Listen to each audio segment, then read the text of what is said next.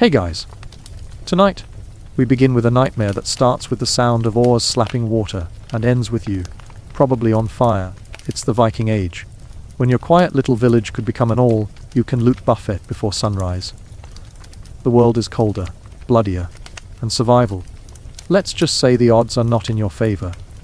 Before you get comfortable, take a moment to like the video and subscribe. But only if you genuinely enjoy what I do here. And let me know in the comments where you're tuning in from and what time it is for you. It's always fascinating to see who's joining us from around the world. Now, dim the lights. Maybe turn on a fan for that soft, steady hum. And let's ease into tonight's journey together. Congratulations. You've just woken up to a Viking raid. And no, you wouldn't survive it. You hear it before you see it. A low bone, deep thrum of wood and water. As if the sea itself has begun to beat a war drum.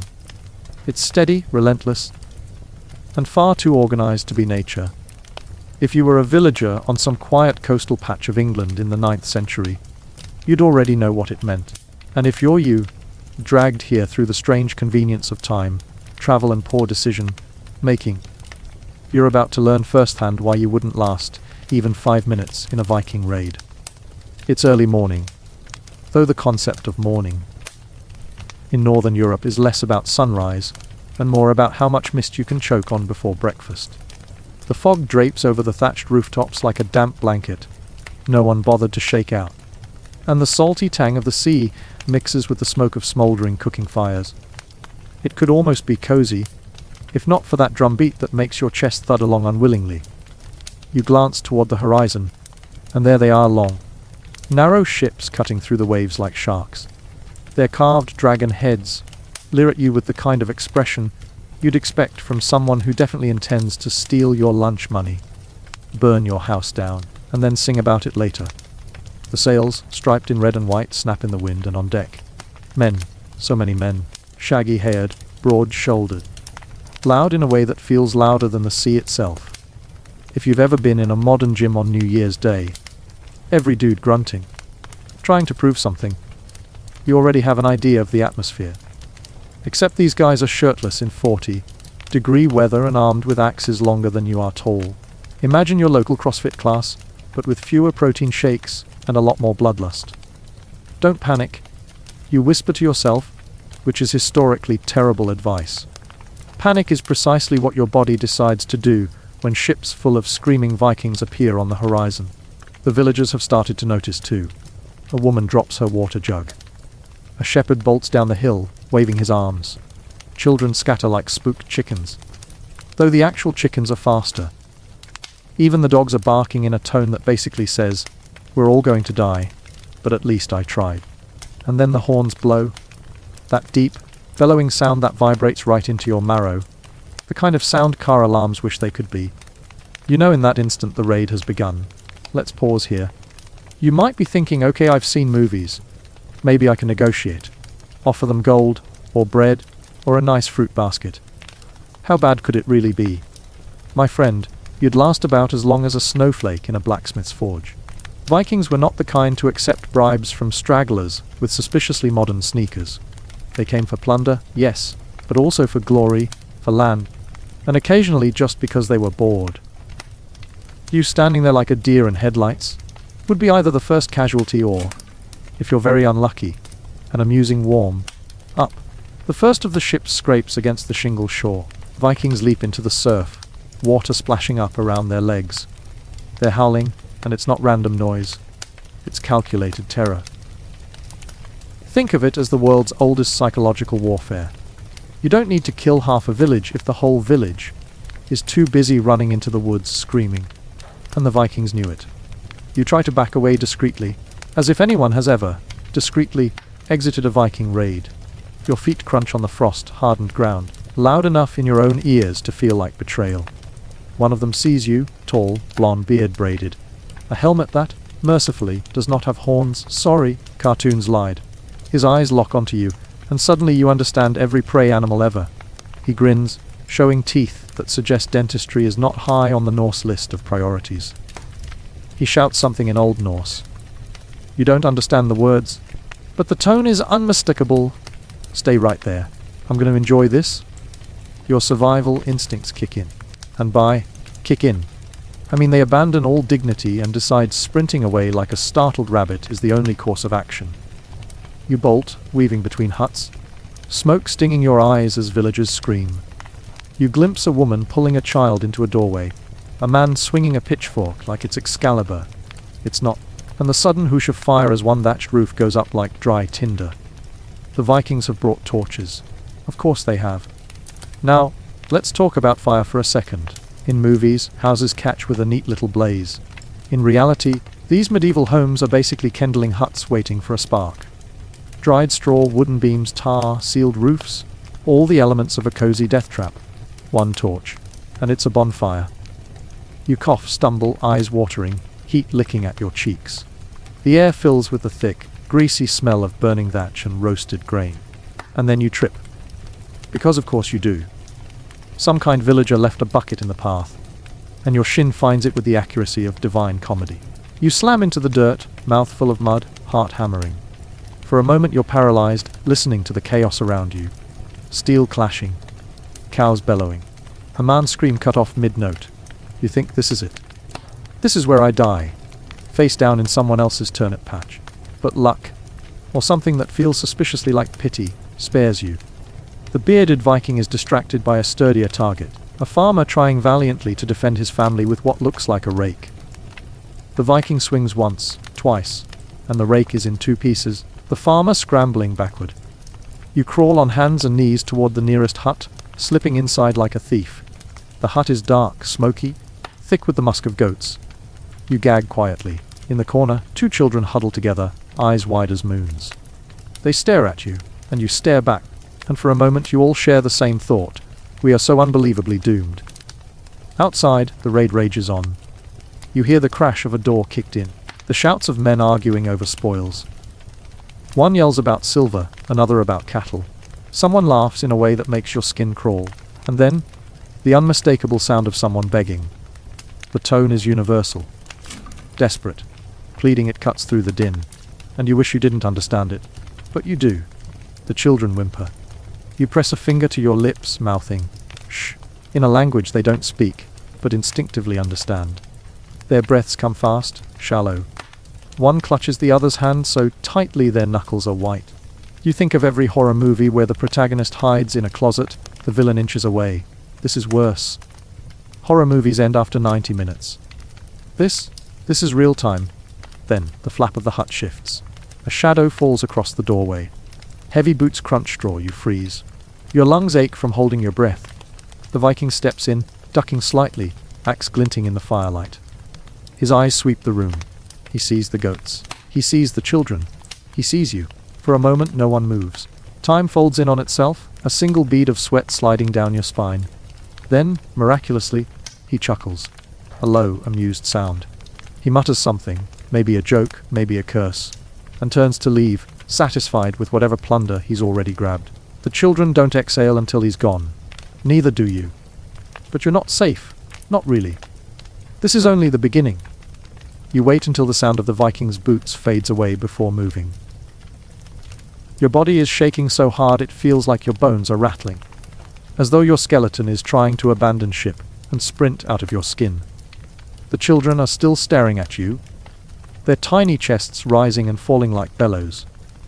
One of them whispers something in the local tongue. You don't understand the words, but the tone is crystal clear. What now? What now indeed? You're in a burning village, surrounded by bloodthirsty Norsemen, with all the survival skills of a damp sponge. The rational part of your brain whispers, stay put, don't move, let it all blow over. The other part of your brain, probably the smarter one, hisses, if you stay in this goat, smelling tinderbox, you'll roast alive before dinner. You decide to crawl out the back, through a gap in the wattle, and daub wall. The mud and stick construction is brittle under your fingers, clumps breaking off like stale bread. You squeeze through, belly scraping the dirt, until you tumble into the cold morning air. Smoke curls across the sky, a black column that will be visible for miles. If you were a neighboring village, you'd see that smoke and think, well, there go the neighbors. Guess we're next. Outside, the village is pure chaos. Firelight paints everything in a hellish glow, sparks drifting upward like the souls of the unlucky. A Viking drags a bleating goat by the horns, another lugs a chest of who knows what, and another is busy enthusiastically dismantling a roof with an axe, because apparently arson wasn't dramatic enough. Villagers scatter like leaves in a gale, some fleeing to the woods, others cut down where they stand. The smell, oh the smell, is a brutal cocktail of wet earth, sweat, animal dung, and burning flesh. It clings to your tongue like grace, and you realize with horror that you may never scrub it from memory. You duck low, trying to keep to the shadows, as though crouching makes you invisible. It doesn't. But at least it makes you feel like you're doing something clever. The plan, such as it is simple. Survive the next 10 minutes. That's all. 10 minutes. After that, you'll figure out how to survive the next 10. As you creep along the back of another hut, you hear a sound that makes you freeze. A faint whimper. You glance around, expecting to see another terrified villager, but instead, a dog limps from the shadows. Its fur is singed, one ear drooping, eyes wild. It looks at you, then trots over, pressing against your leg as though you've just become its entire world. Congratulations, you've adopted a medieval PTSD dog in the middle of a Viking raid. The dog pants, tail tucked, body quivering. You scratch its head, because what else can you do? He licks your muddy fingers, and for a fleeting moment, the world feels almost human again. Then the yelling grows louder. A group of Vikings are arguing nearby. You risk a glance. 3 of them are clustered around a terrified monk dragged from the tiny chapel. His robes are torn, his hands clutching a wooden cross. He's babbling in Latin, praying, pleading. The Vikings laugh. One of them slapping the cross from his hand, as if it were a child's toy. Another mimics the monk's chant in a high, pitched falsetto, to the delight of his comrades. The monk's eyes roll toward the heavens, but heaven seems stubbornly silent. You feel your stomach twist. It's one thing to read about brutality in books. It's another to watch a man realize his God isn't stepping in today. You want to look away, but you can't. Not until the axe falls. A swift, practiced motion. The monk crumples, the laughter roars louder, and you're left wondering if you'll ever hear chanting again without tasting bile. The dog whines softly. You whisper, "Yeah, I know, buddy. Me too." You need to move. Sticking around will only get you added to the casualty list. So you head toward the tree line at the edge of the village, keeping low, slipping between shadows like a very incompetent ninja. Every step is a gamble, every breath a prayer you don't even believe in. At one point, you nearly blunder into a Viking rummaging through a barrel. He turns just as you duck behind a cart. You hold still, every muscle locked, while he mutters and fishes out a hunk of salted fish. He sniffs it, shrugs, and stuffs it into his mouth. The chewing is loud, grotesque, and strangely mundane. It hits you that for him this isn't horror, it's Tuesday. Just another raid, another village, another meal. Finally, you reach the edge of the village. The trees loom ahead, dark and inviting, like the arms of a friend who won't ask questions. You glance back once. The village is a storm of fire and steel. Figures dart in and out of the smoke, screams cutting through the crackle of flames. And amid it all, the Vikings move like predators, confident, efficient, unstoppable. You could run now. Slip into the woods, vanish, let history unfold without you. But you hesitate, because as much as your brain screams, "Get out now," another thought worms its way in. What happens to the ones left behind? The children, the old, the unlucky. You could leave them. You should leave them. But some treacherous part of you wonders if maybe, just maybe, you should try to help. This, of course, is how people die in stories like this. You glance down at the dog. He tilts his head, tongue lolling, as if to say, "I'll follow you either way. But let's not do anything stupid." You sigh. We're about to do something stupid, aren't we? So you turn back. The next hour is a blur of hiding and darting, of pulling frightened villagers into the shadows, of whispering urgent nonsense like, "Shh, this way, hurry," in a language they don't even understand but somehow obey. A few make it. Some don't. Once, you lock eyes with a young woman clutching her baby. She shakes her head, refuses to move, as if paralyzed. You tug at her arm, but she doesn't budge. When the Vikings find her minutes later, you're already gone, shame hot in your throat. At one point, you slip into the half-collapsed chapel. The altar is overturned, scrolls scattered, candles smashed. In the corner, you find a half-burned manuscript. The ink is smeared, but you can just make out illuminated letters, brilliant reds and blues. Some monk spent months, maybe years, crafting this. Now it's ash. You trace the edge of the page, smoke smudging your fingers, and think, so this is how history disappears, not with a bang, but with a careless torch. Outside, the chaos finally begins to ebb. The Vikings, their bellies full of stolen food, and their arms loaded with loot, start herding prisoners back toward the ships. Shackled men, weeping women, children clutching rag dolls, dragged along like livestock. A few villagers try to resist, but resistance against men with axes is like arguing with a chainsaw. Brief and loud. You crouch in the undergrowth, dog pressed against your side, and watch as the procession lurches toward the beach. The captives stumble, pushed, struck, humiliated. One man collapses and is left in the dirt without ceremony. His wife tries to lift him, sobbing, until a Viking shoves her so hard she topples. You want to scream, to leap out, to do something. But what? Throw a rock. Quote international law. You're a time traveler, not a superhero. And yet something gnaws at you. Maybe it's guilt, maybe stubbornness. Maybe the absurd notion that you were dropped here, not just to witness, but to understand. So instead of running, you creep after them, staying in the shadows of the tree line, watching as they load the captives onto the longships. The prisoners are shoved into the hulls like sacks of grain, the ships rocking with their cries. The Vikings climb aboard, laughter booming across the shore. They're already boasting, already planning feasts, already turning today's horror into tomorrow's drinking song. One of them holds up a chalice, gleaming in the firelight. Another waves a necklace torn from someone's throat. You realize with a jolt that for them, this is glory. They'll go home heroes. Skalds will sing of this day for generations. And your quiet village, your frightened children, your burnt chapel, those will vanish into smoke and silence. The ships push off. The oars dip in unison, slicing the waves with military precision. The dragon-headed prows turn seaward, sails catching the wind.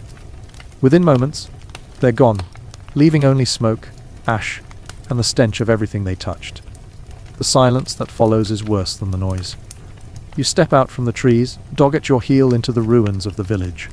Charred beams collapse with soft sighs. A cow moans weakly, tethered to a post. Somewhere a baby cries. The survivors, those who managed to hide, those overlooked in the frenzy, begin to emerge. Their faces are masks of soot and grief. They wander the wreckage like ghosts, searching for loved ones who will never answer. And you? You stand amid it all, heart hammering, throat raw, mind numb. You've survived. Barely. But survival feels like the cruelest joke. You've seen too much, smelled too much, heard too much. And as you look around, you realize this is only one raid, one village, one day. For centuries, scenes like this will play out again and again along every vulnerable coast and river.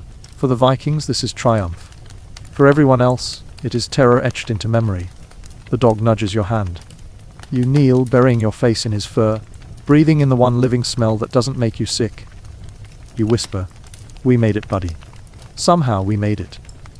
But as the wind shifts, carrying the acrid smoke inland, you know this isn't over.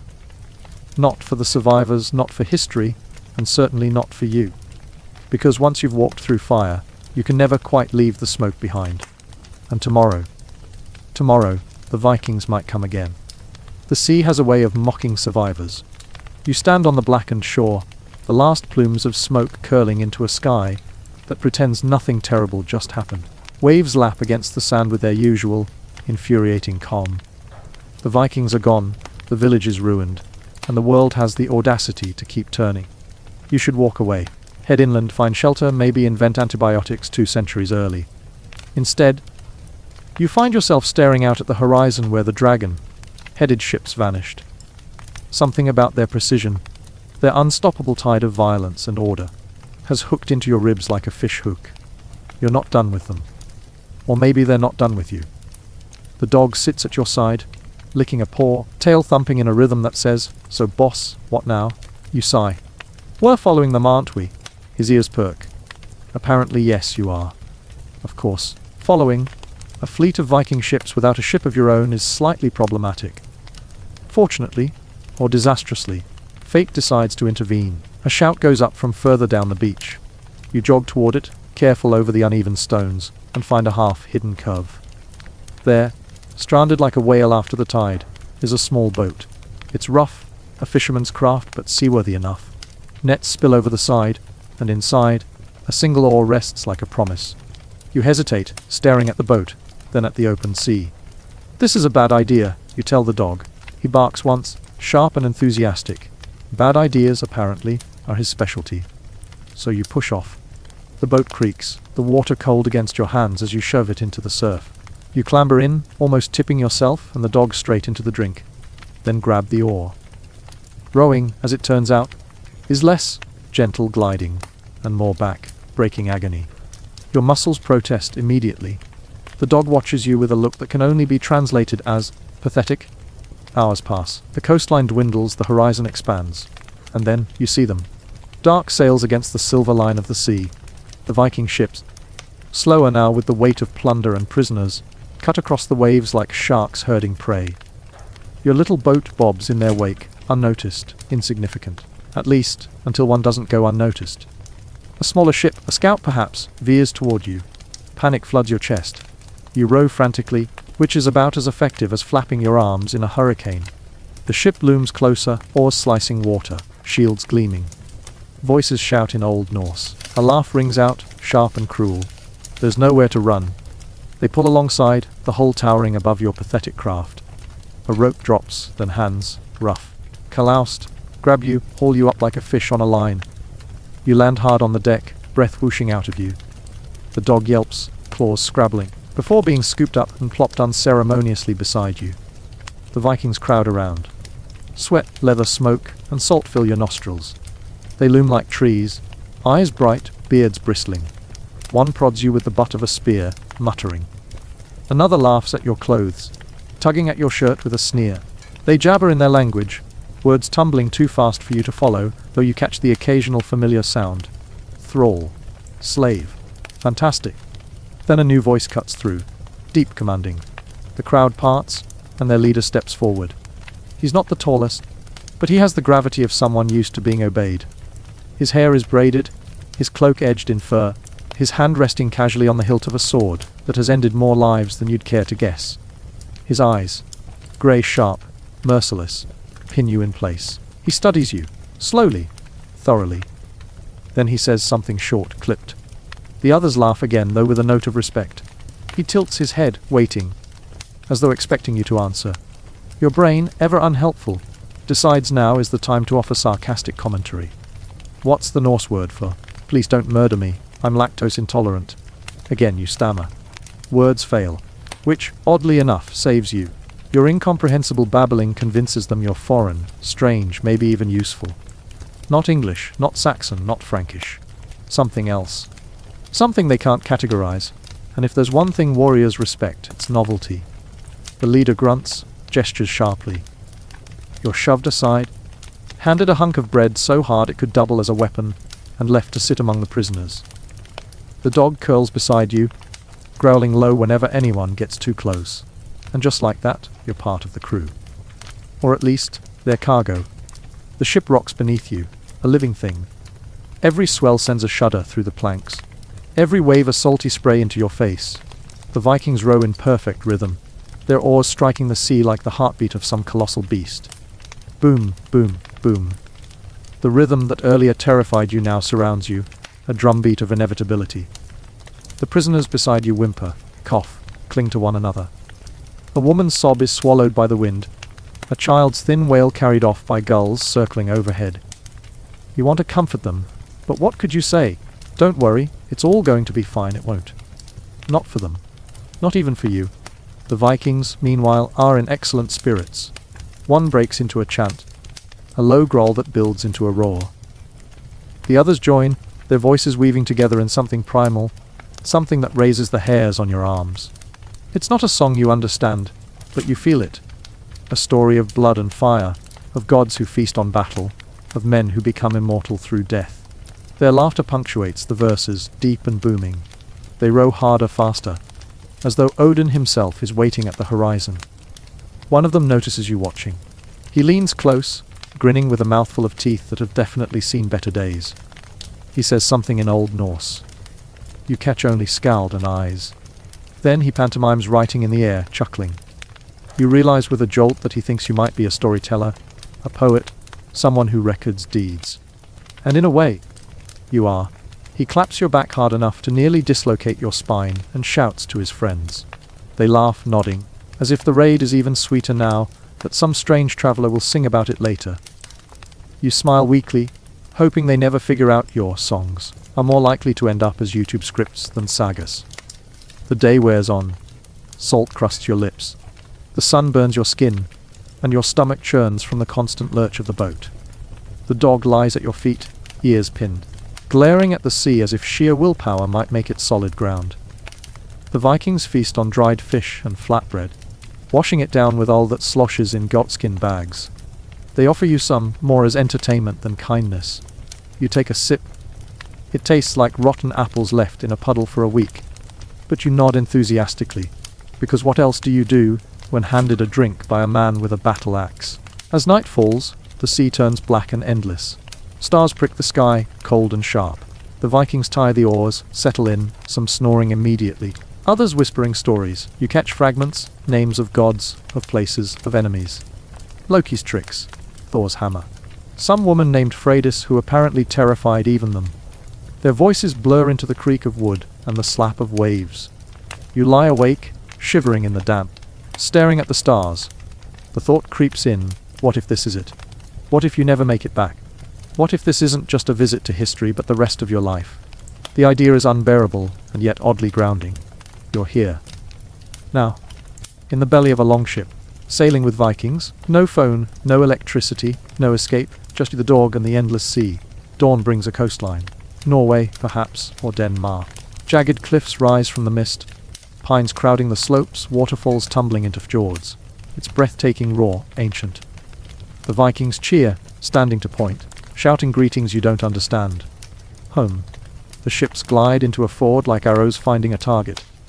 Wooden docks jut from the shore, where women, children, and old men wait. As the ships draw near, a roar of welcome rises. The raiders lift trophies high, chalices, weapons, even severed heads. The crowd answers with cheers, laughter, and ululations. It's a victory parade. You're herded off with the prisoners, stumbling onto rocky ground. The villagers rush forward, embracing their returning warriors, touching the loot, praising the gods. The prisoners are pushed aside, a pitiful cluster under guard. Some villagers eye them with interest, others with contempt. A child tugs his mother's sleeve, pointing at you. She stares, whispers something. You catch the word Tootlander, outsider. You're dragged toward a great hall that looms over the settlement. Carved beams rise like the ribs of a giant beast, smoke curling from its roof hole.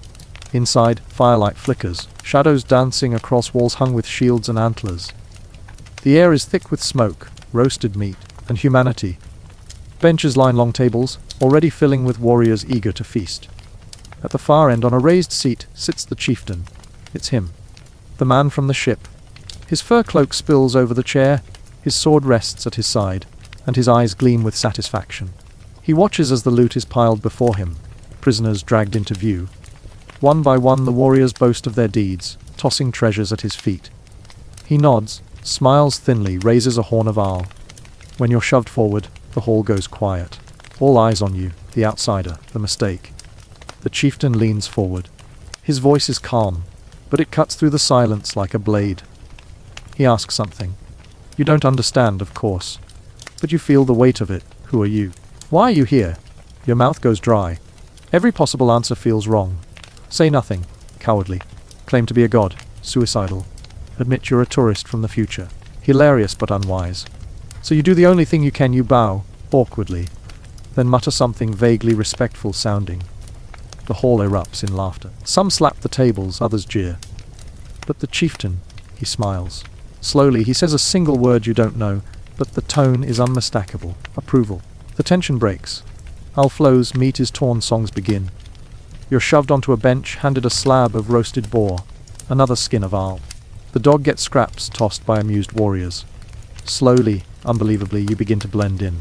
Not as one of them, not yet, but as something tolerated. A curiosity.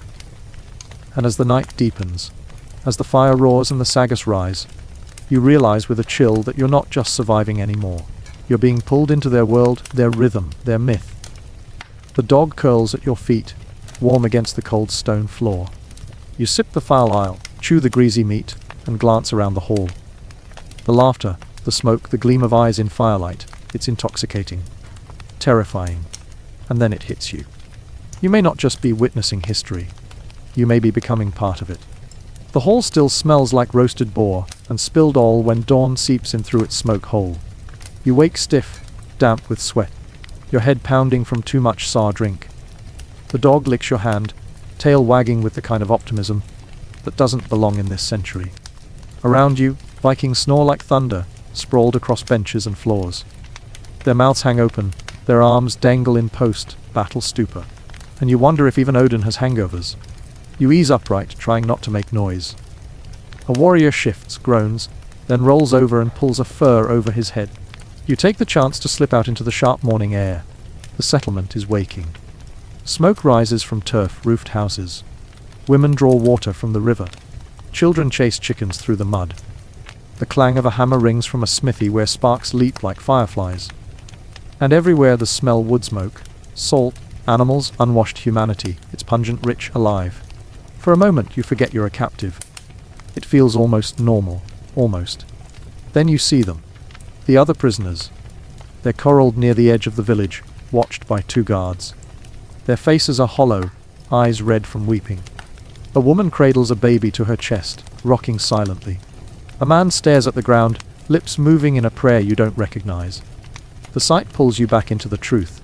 You're only tolerated because you amuse them. A voice behind you says something in Old Norse. You spin to find a woman, broad-shouldered, hair-braided, carrying a bucket. She eyes you with suspicion, then thrusts the bucket into your hands.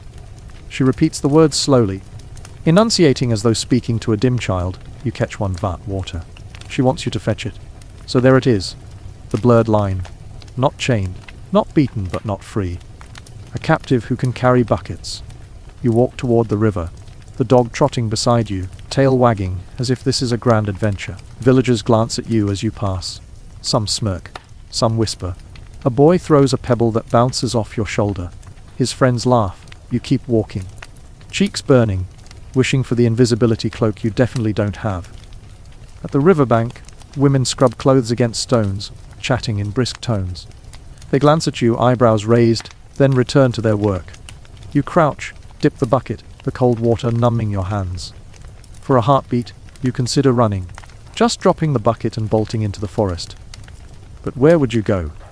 You'd last maybe half a day before wolves, hunger, or another patrol found you. And if you were caught, the punishment would be much, much worse. You return to the village, bucket sloshing, and hand it to the woman. She grunts, takes it, and jerks her chin toward another chore. You're swept into the rhythm of their day, carrying wood, sorting fish, even stirring a pot that smells suspiciously like boiled goat. Nobody thanks you. Nobody hurts you. You just exist. That night, you're back in the hall. The chieftain's men feast, their laughter rolling like storm clouds. You're given scraps again and all, and shoved onto a bench. The chieftain watches you at intervals, a calculating gaze. You can't tell if he finds you amusing, useful, or expendable. Maybe all 3. And then, a ritual. The fire blazes higher. A man with tattoos down his arm stands, raising his horn.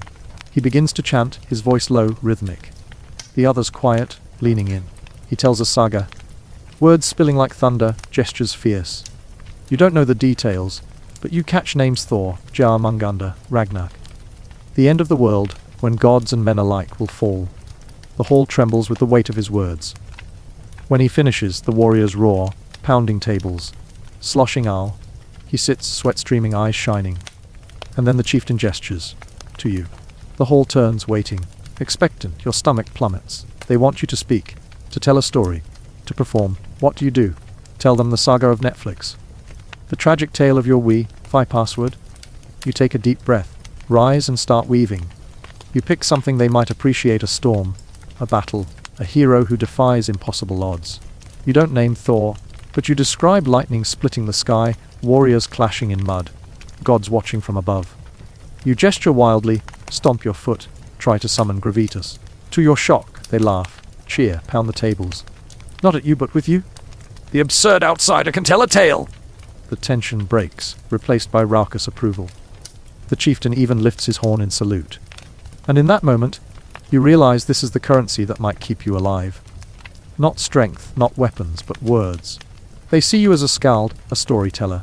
Not a prisoner, not quite. The night stretches on. Al-Flow's songs rise, and the blurred line grows blurrier still. But when you finally collapse onto the bench, exhausted, a thought gnaws at you. A skald is useful, until they're not. And usefulness in this world has a terrifyingly short shelf life. You wake again before dawn, not because you choose to but because the hall itself insists on it. Warriors stretch and grunt like bears rolling out of dens, furs tossed aside, boots thudding on wood. The smoke stings your eyes, the stale ale stings your nose, and you realize, with a sort of bleak comedy, that the Vikings don't believe in hangovers. They simply get up and keep drinking. You follow them out into the crisp morning. The settlement bustles faster than you'd expect. These people don't linger. Women are already kneading bread, sheep are bleating, men are oiling swords, and children are shrieking as they chase each other through puddles. Everything here hums with energy. Rough, raw, relentless. And you've been folded into their rhythm. No one asked if you wanted to join. They simply gave you chores, and now you belong. You spend the morning hauling timber. The logs are slick with dew, and every time you stumble, laughter erupts from a gaggle of boys watching you struggle. A woman scolds them, but not out of sympathy for you. More out of irritation that they're wasting time when they should be useful. The Vikings are not sentimental. Usefulness is love. Uselessness is a death sentence. Later, you're pulled toward the river again. This time, you join women gutting fish. They hand you a knife, gesture to the slippery carcass, and wait. You slice awkwardly, nearly drop the thing, and earn a chorus of laughter. One woman mimics your fumbling movements with exaggerated clumsiness, and the others howl. But then she claps your shoulder, presses the knife back into your hand, and nods. The laughter turns softer, less cruel. They are laughing with you now, not at you.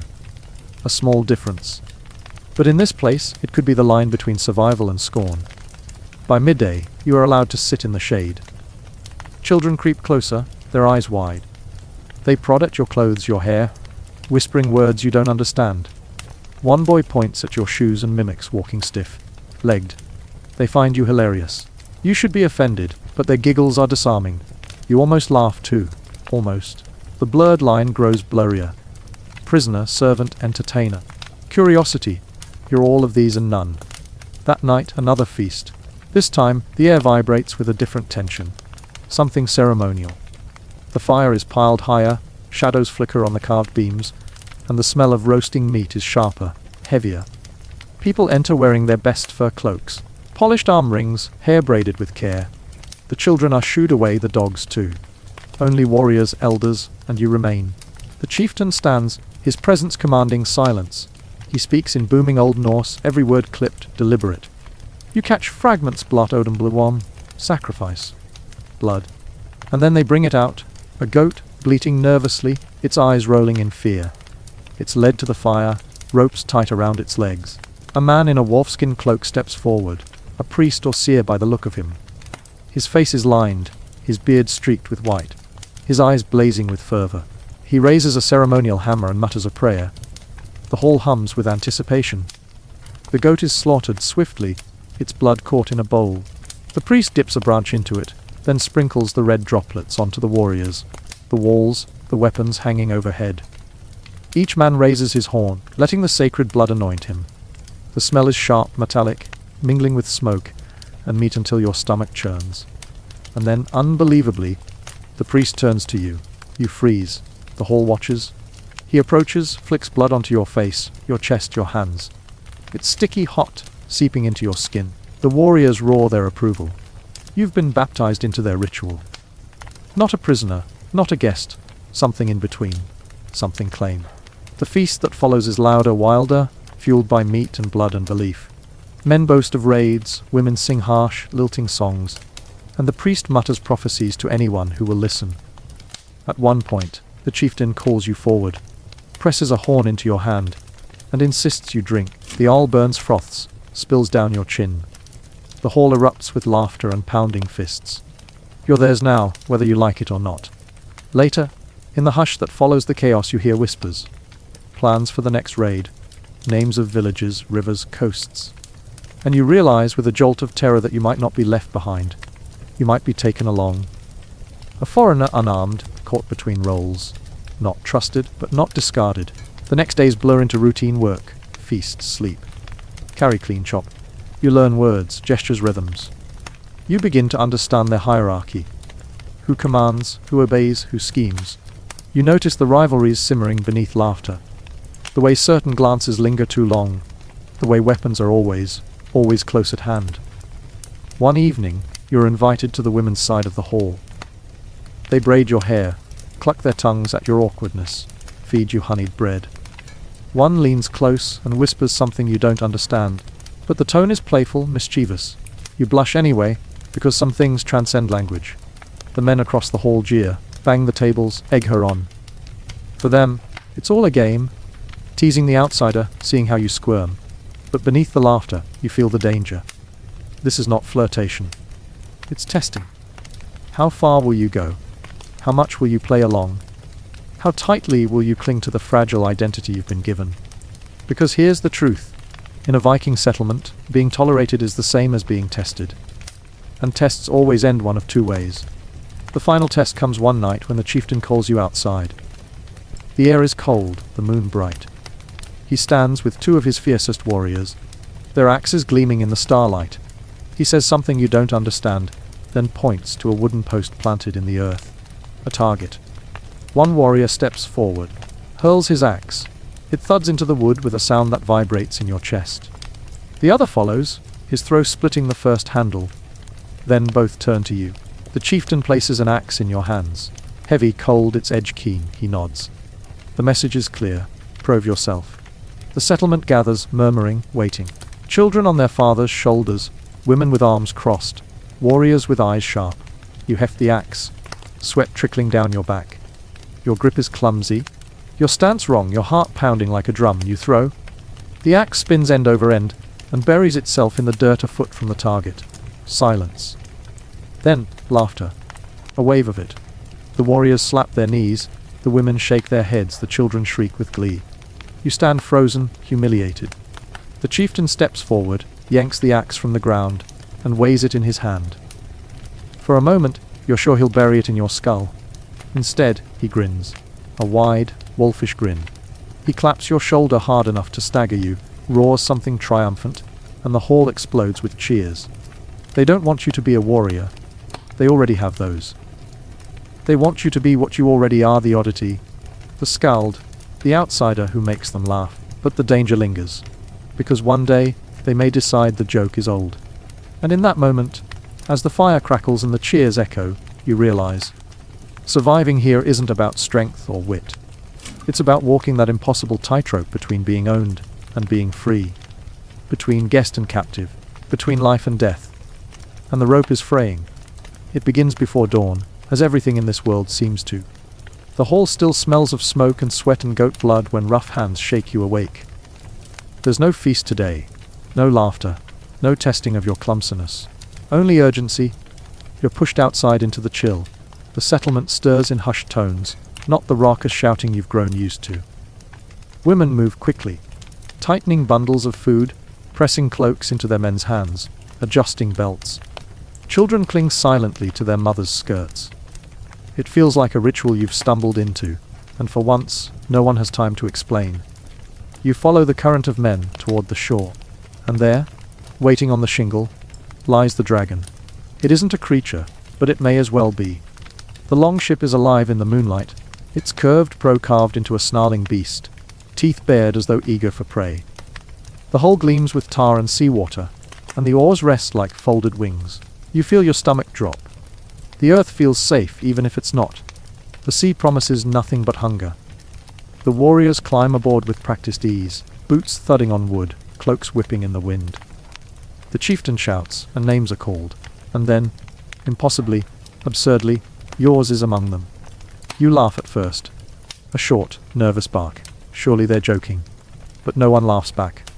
A hand clamps your shoulder, shoving you toward the waiting dragon. So this is it? Not just tolerated in the settlement, but dragged into its most dangerous heartbeat. You're about to raid. The boat rocks under your weight as you step aboard. The planks creak, the smell of pitch and salt fills your nose, and suddenly you're pressed shoulder to shoulder with men who look like they were born for this. Their eyes gleam with anticipation.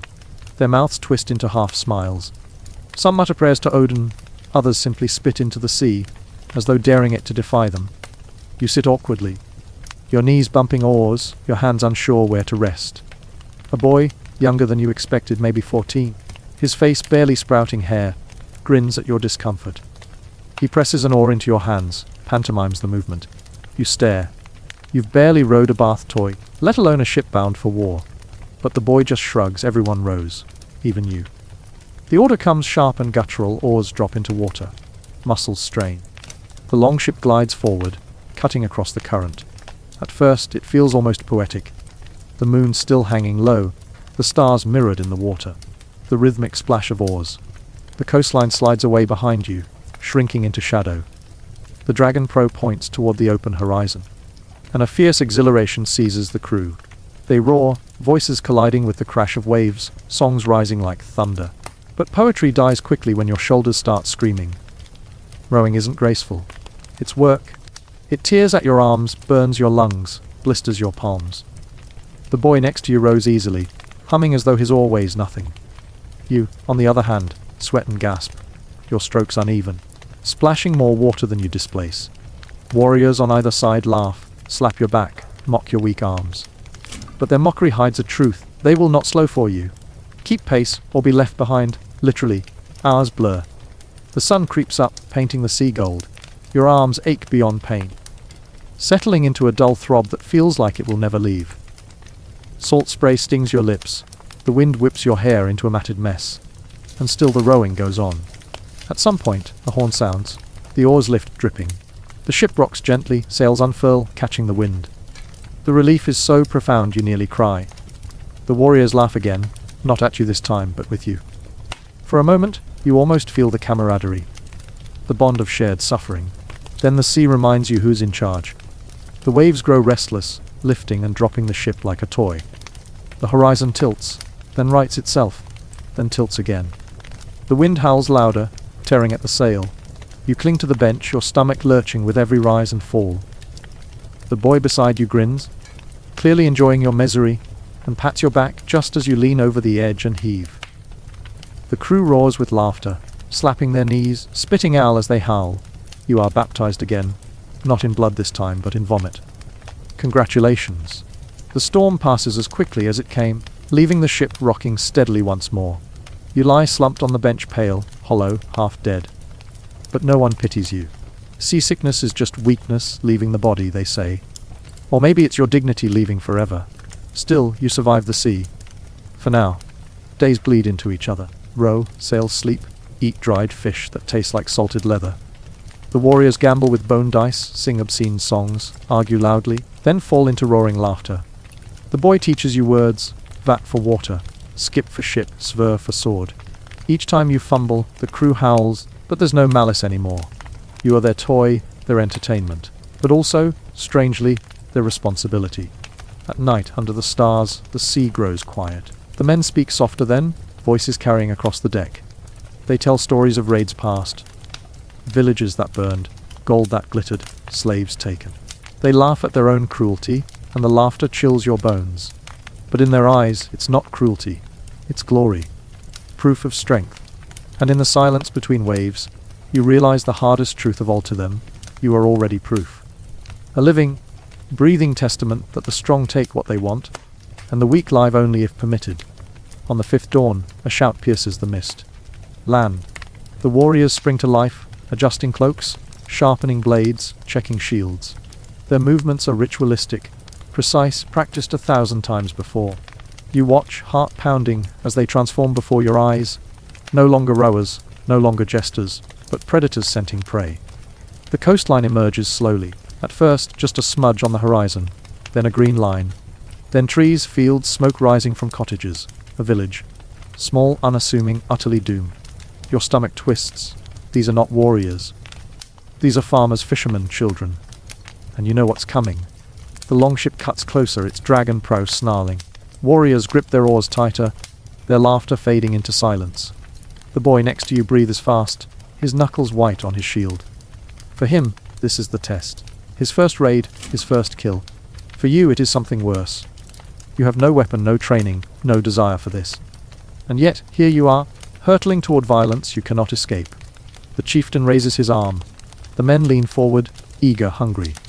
The boy looks at you, eyes wide, searching for something. Reassurance, camaraderie, maybe just proof that fear is universal. You want to tell him yes, you're terrified too. But your mouth is dry. The order comes. Oars splash. The ship surges forward. The village grows larger, details snapping into focus. Smoke curling from chimneys, figures moving in fields, unaware of the storm about to break.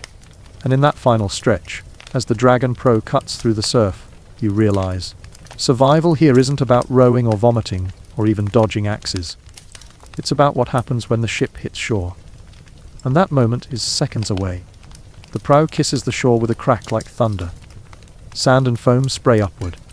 Before you can even blink, the warriors leap, their boots splashing into the shallows.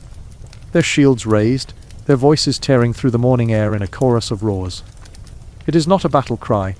It is a storm given human throats. You are shoved forward, nearly tumbling face, first into the water, but strong hands drag you upright and onward. There's no choice now.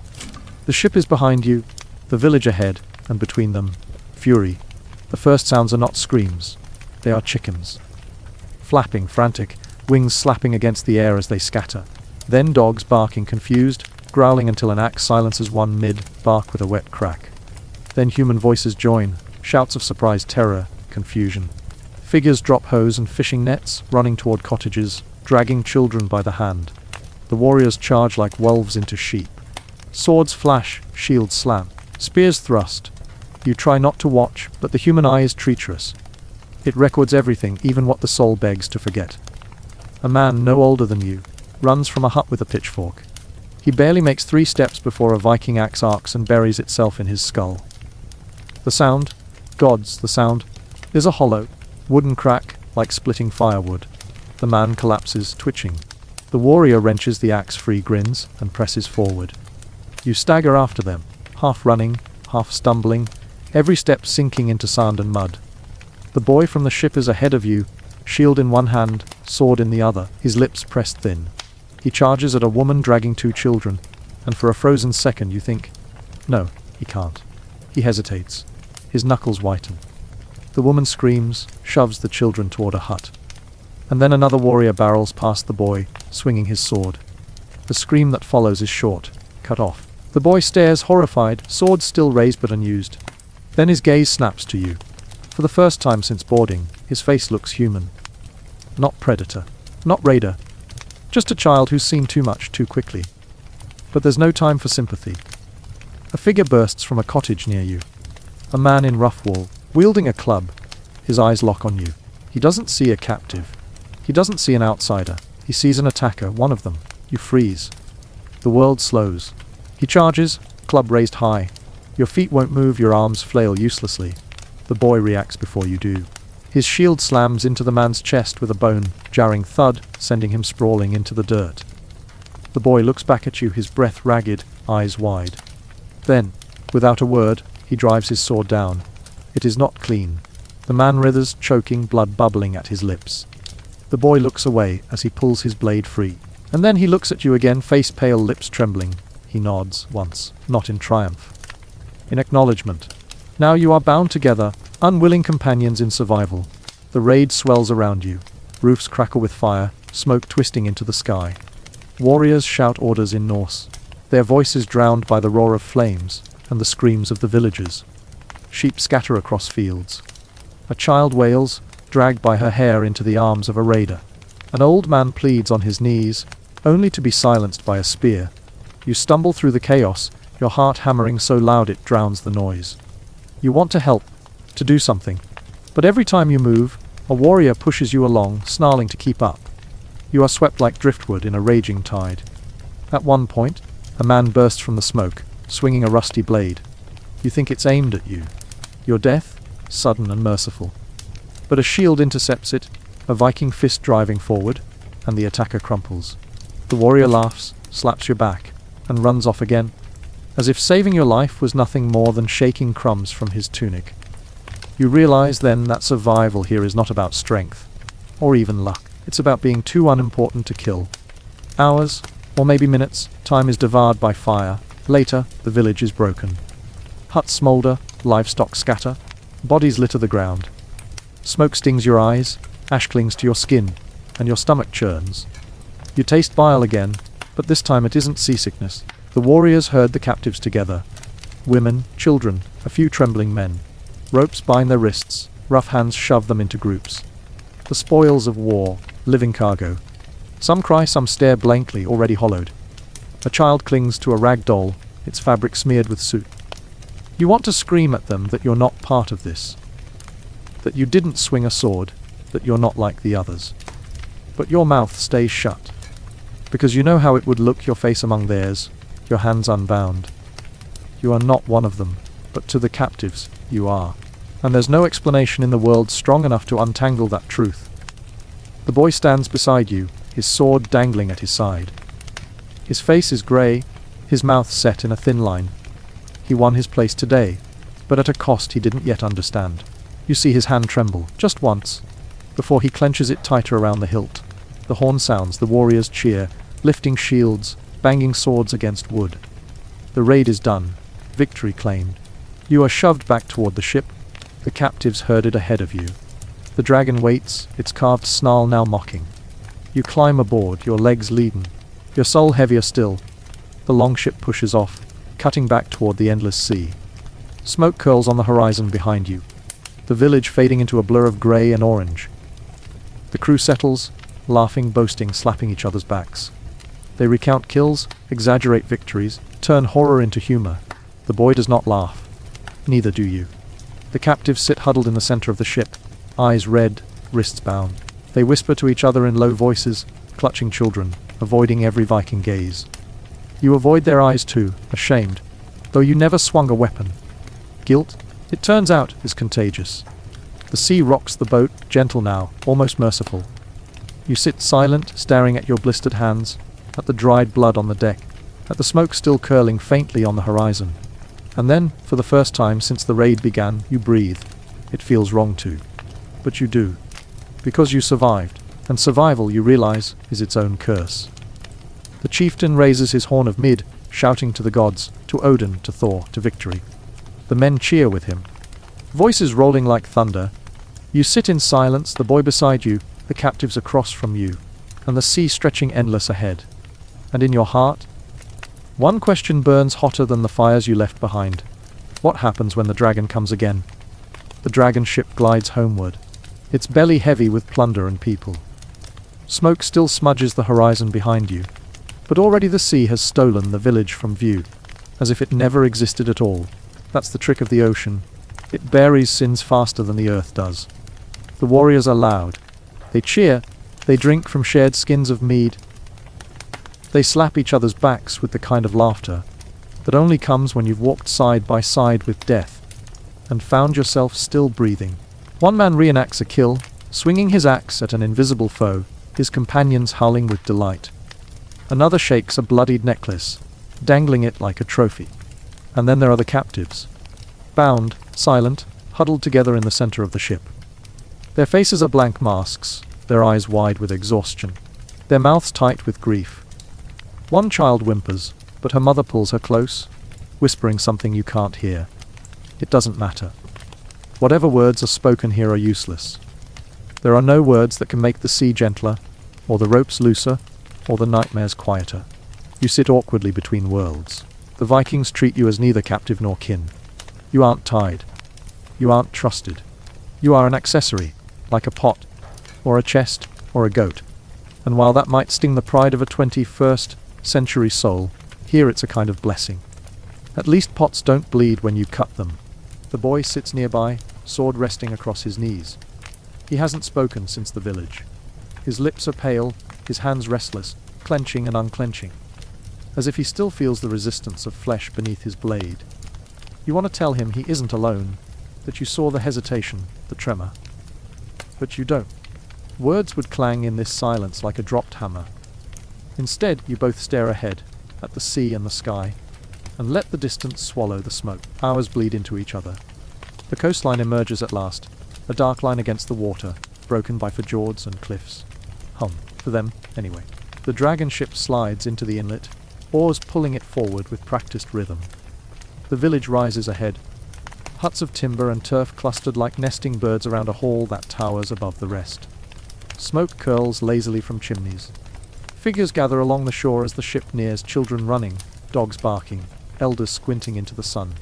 And then the horns sound. A long, mournful blast from a curved horn echoes down the fjord.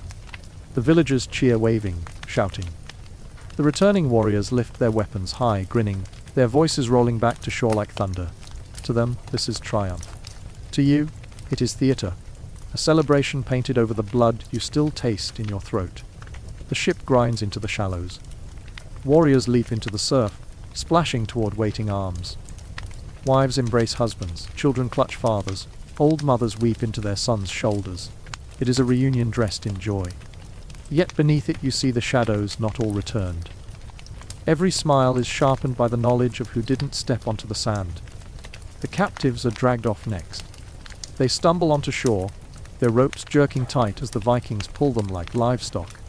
A woman cries out when she falls, the wet sand sticking to her face, but she is yanked up again without pity.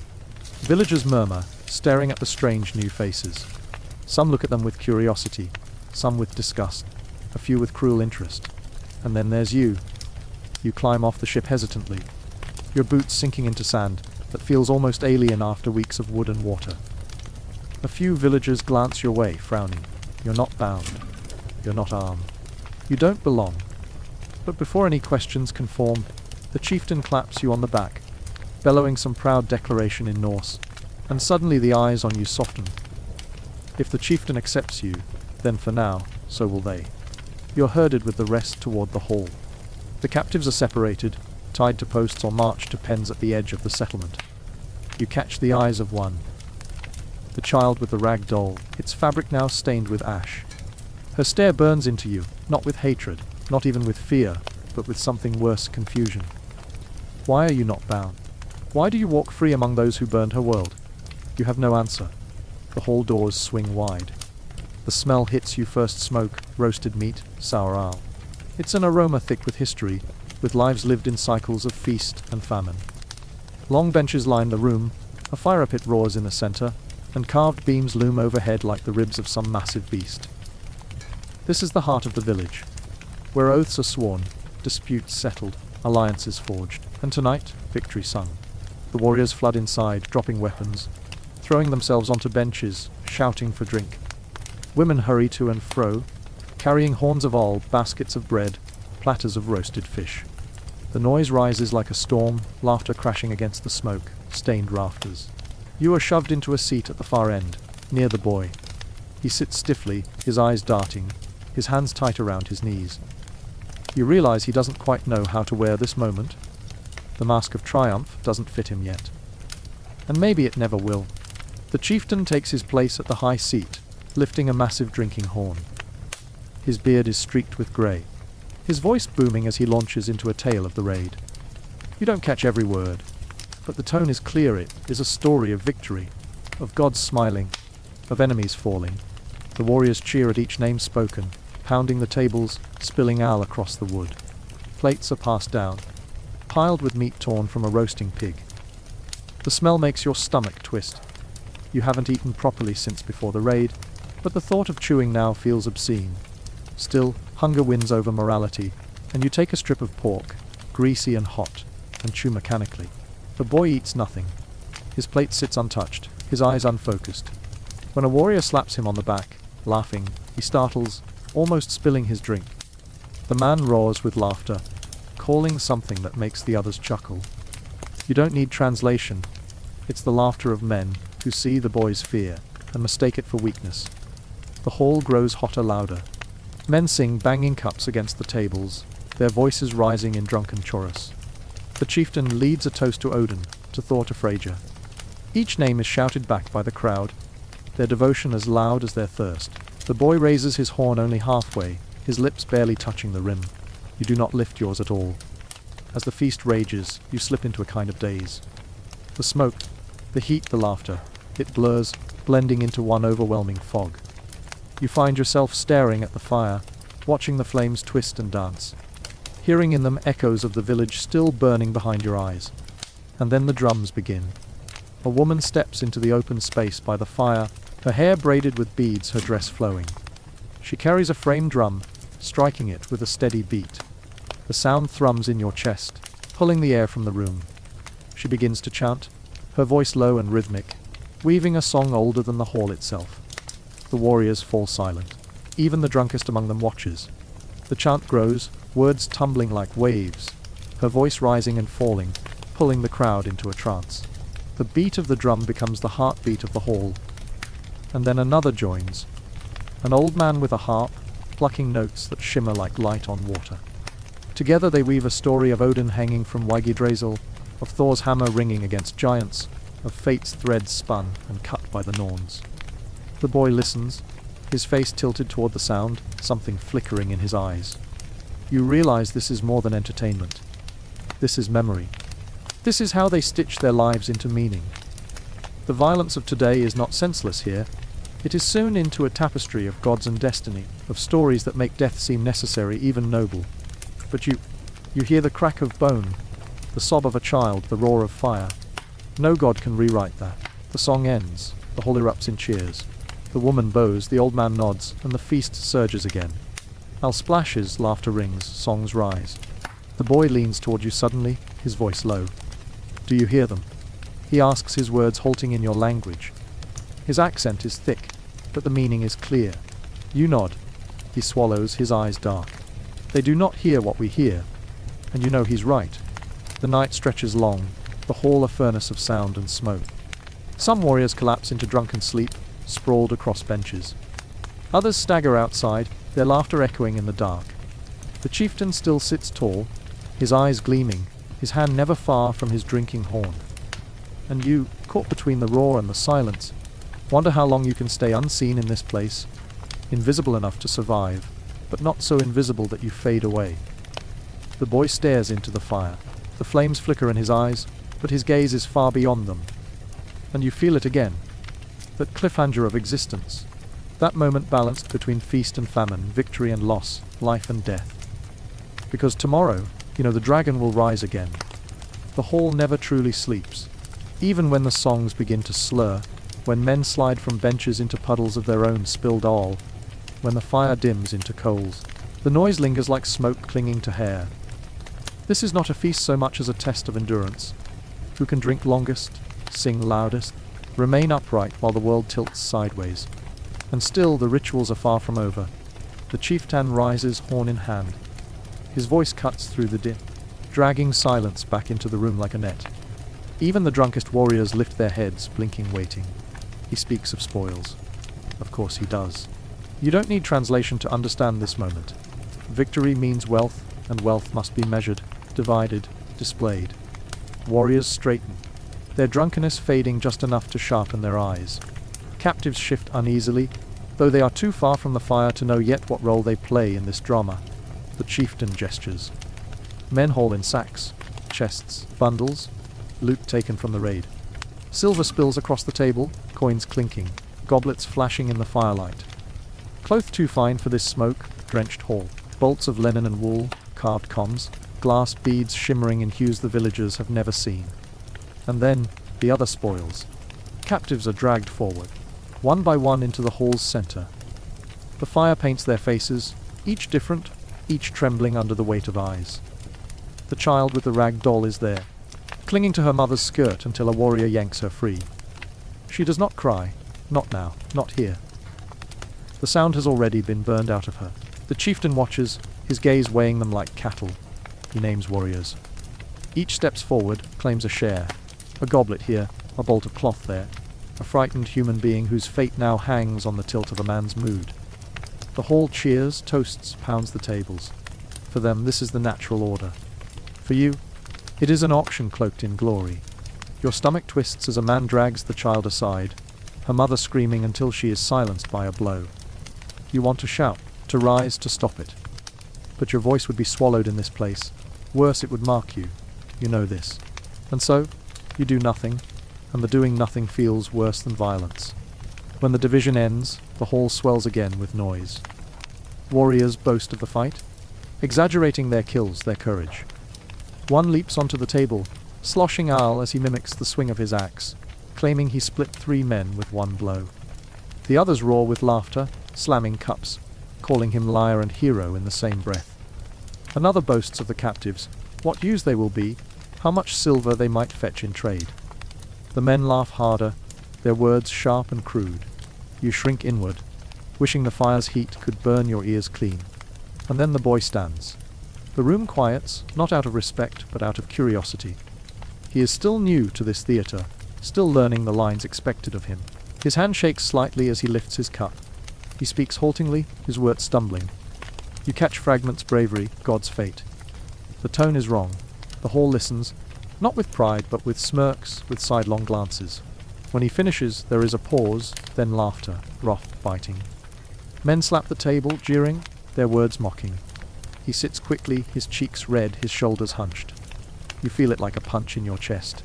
He is trying, failing, drowning in the tide of their expectations. And there is nothing you can do. The chieftain does not scold him, nor comfort him. He simply moves on, lifting his horn, launching into another tale of glory, letting the boy's failure vanish beneath the wave of sound. But the boy does not vanish. You see him there, smaller than the others, his pride torn, his eyes shining not with tears, but with the cold steel of realization. He is learning, in front of everyone, that belonging here is not earned by blood spilled alone. It is performed loudly, shamelessly, until the hall itself applauds. And you, seated beside him, know you are learning the same. The feast rolls on. Women pour morale, roasted meat is torn apart with greasy fingers, songs rise and fall like the sea. A game begins, men hurl bones at a target, laughing as they wager silver rings, sometimes even captives. The firelight glints off the silver coins as they clatter, the laughter rising like waves crashing on stone. You drift in and out of it, the noise swelling, shrinking, blurring. At one point, a warrior presses a horn into your hand, shouting for you to drink. His eyes burn with challenge, not generosity. Refusal is not an option. You raise the horn, the sour oil burning your throat, spilling down your chin as the hall roars approval. You cough, sputter, wipe your mouth, and the warrior laughs, slapping your back. You passed. It is like that, you realize. Every moment here is a test, of loyalty, of strength, of willingness to play the part. Fail too many, and you are not one of them. You are nothing, and nothing here does not live long. Later, when the hall is thick with snores, when men slump over benches, and the fire is nothing but glowing bones, you slip outside. The night air is sharp, cool against your skin. The fjord glitters under a pale moon, water dark and endless. The village is quieter now, though not silent. Somewhere, a dog barks. Somewhere else, a woman's cry is cut short. You close your eyes, letting the wind wash the smoke from your lungs. The boy steps out beside you. He says nothing at first, only stares at the moon, his face pale in its light. Then, softly, he speaks.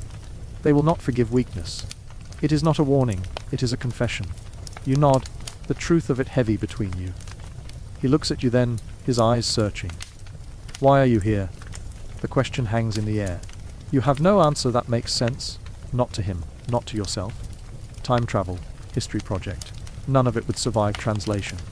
And so you say nothing, only hold his gaze until he looks away. The silence stretches. Finally he whispers, "They will take me again. On the next raid." His hand tightens at his side. "I do not know if I will return."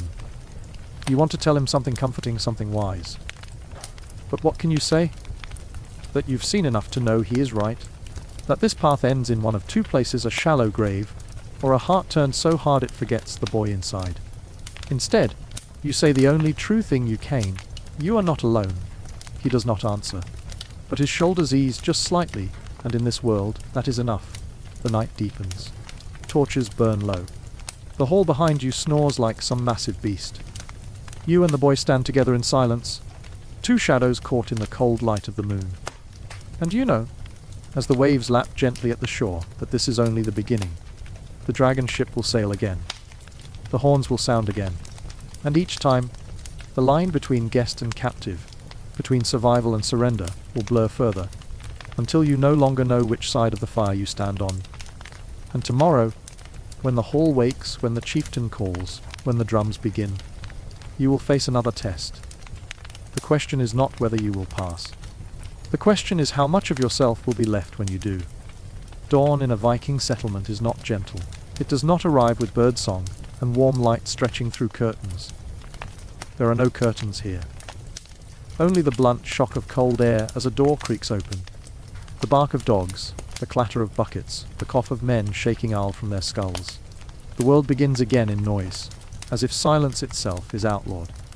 You wake stiff from the wooden bench, your mouth sour with the ghost of last night's ale, the smoke of the fire clinging to your hair like an unwelcome perfume. Outside, the sky is pale grey, low clouds hanging heavy over the fjord. The village is stirring, women stoke fires, children chase chickens with squeals and laughter that seem jarringly bright after the darkness of the hall. And yet, beneath the bustle, there is something different in the air, a hum, a current, a sense that today is not just another day of mending nets or sharpening blades. Today, there is ceremony. You hear it first in the rhythm of footsteps. Men gathering, heavier than usual, their boots thudding like a drumbeat against the earth. You follow, curiosity dragging you toward the sound, past the huts and smoke, toward the clearing just beyond the edge of the village. There, the people are assembling. At the center stands a tall wooden pole, carved with spirals and snarling faces, its surface blackened by weather and touched with streaks of something darker. Blood, perhaps. Around it, warriors form a circle, their eyes fixed, their voices low. The chieftain stands before them, broad as a wall, his cloak catching the damp wind. Beside him is the boy, pale but upright, his jaw set. The air feels heavier here, as though the very earth leans closer to listen. You edge into the crowd, shoulder to shoulder with villagers. Some clutch small offerings, a loaf of bread, a handful of grain, a carved trinket. Others carry animals, a goat bleating nervously, a chicken flapping against its owner's grip. The smell of fear, both human and animal, mixes with the damp mossy air. The chieftain raises his hands. Silence falls, sudden and absolute. He begins to speak. His words rise and fall like waves, harsh and guttural, yet thick with weight. Though you cannot understand each syllable, you feel their power in your chest. He is invoking something, summoning, calling the gods not with whispers, but with the certainty of a man who believes they are listening. And then the ritual begins. The goat is dragged forward. Its bleats sharpen into a scream as its legs thrash against the rope. A man steps up, knife in hand, his face painted in streaks of red. He raises the blade high, and with one swift motion brings it down. Blood sprays, steaming against the cold air, splattering the wooden pole. The crowd exhales, not in shock, but in something closer to relief. The goat collapses, twitching until still. Its blood soaks into the earth, darkening the grass at the base of the pole. Children watch with wide eyes, unflinching. Women press their offerings forward, scattering grain, placing bread, murmuring prayers under their breath. Warriors stand firm, nodding, as though the sight of death is not horror but assurance. The boy is brought forward. Your breath hitches. Surely not him. Not now, not like this. But no, they do not raise a knife. Instead, they smear the goat's blood across his forehead, down the bridge of his nose, marking him. His lips press tight, but he does not flinch. The crowd murmurs approval. He is being bound to their gods, claim. The chieftain follows, blood painted across his own face, his eyes gleaming as he lifts his arms skyward. The warriors thump their shields in rhythm, a low boom that rattles in your bones. The sound builds faster, louder, until it feels like the earth itself is pounding beneath your feet. And then, silence, the kind that seems impossible after such noise. Even the wind holds its breath. A raven lands on the carved pole, its black feathers glinting. It caws once, sharp and echoing. The crowd inhales as one, as though this is a sign, an answer. The chieftain lowers his arms slowly, reverently. The ceremony shifts. Now the voices rise, not in speech but in song.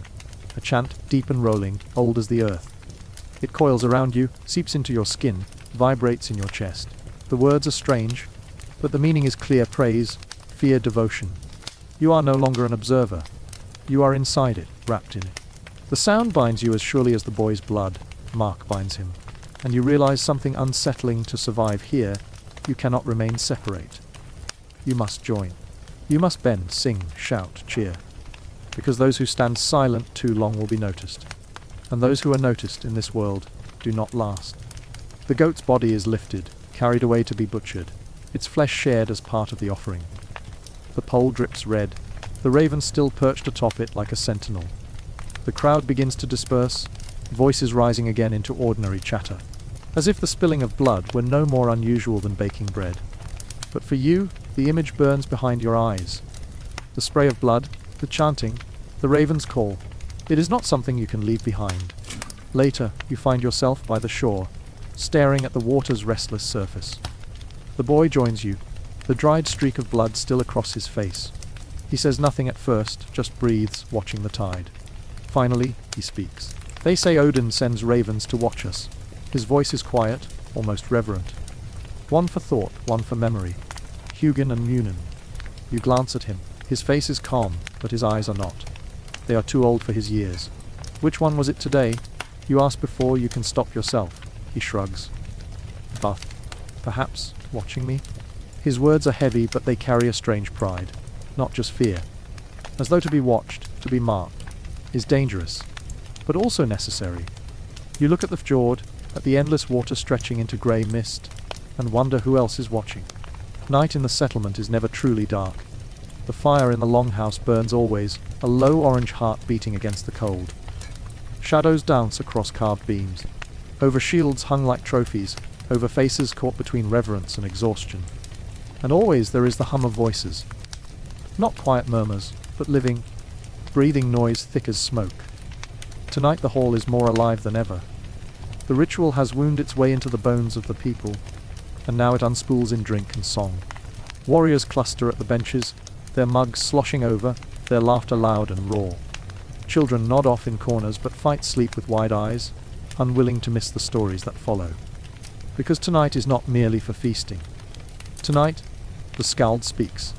He is a thin man, with hair like iron filings and eyes that gleam in the firelight. His voice, when it comes, is not booming like the chieftain's, but sharp and clear, cutting across the noise until all else falls silent. His words are a rope, and he draws you along whether you resist or not. He tells of giants and gods, of Thor's hammer striking sparks across the heavens, of Loki's cunning and Odin's endless hunger for knowledge. His hands move as he speaks, weaving air into shapes. A serpent curling, a wolf's jaws snapping, a ship gliding across imagined seas. The hall leans forward. They do not listen as one listens to a story in our time, half-distracted eyes flicking to glowing screens. No. Here, they drink every syllable as if their survival depends on it. And in a way it does. Because stories here are not entertainment. They are lore, history, prophecy. They are maps of the world and warnings of what lies beyond its edges. To know them is to know where you stand. To ignore them is to wander blind into darkness. The skald's voice rises. He speaks now of Ragnarok, of the day when gods and men alike will fall, when wolves swallow the sun and fire consumes the sky. He does not soften it for children. He does not trim away the horror. They must know it, must live with the certainty that doom is coming, and that only glory can outpace it. The fire pops, sending sparks into the air like burning stars.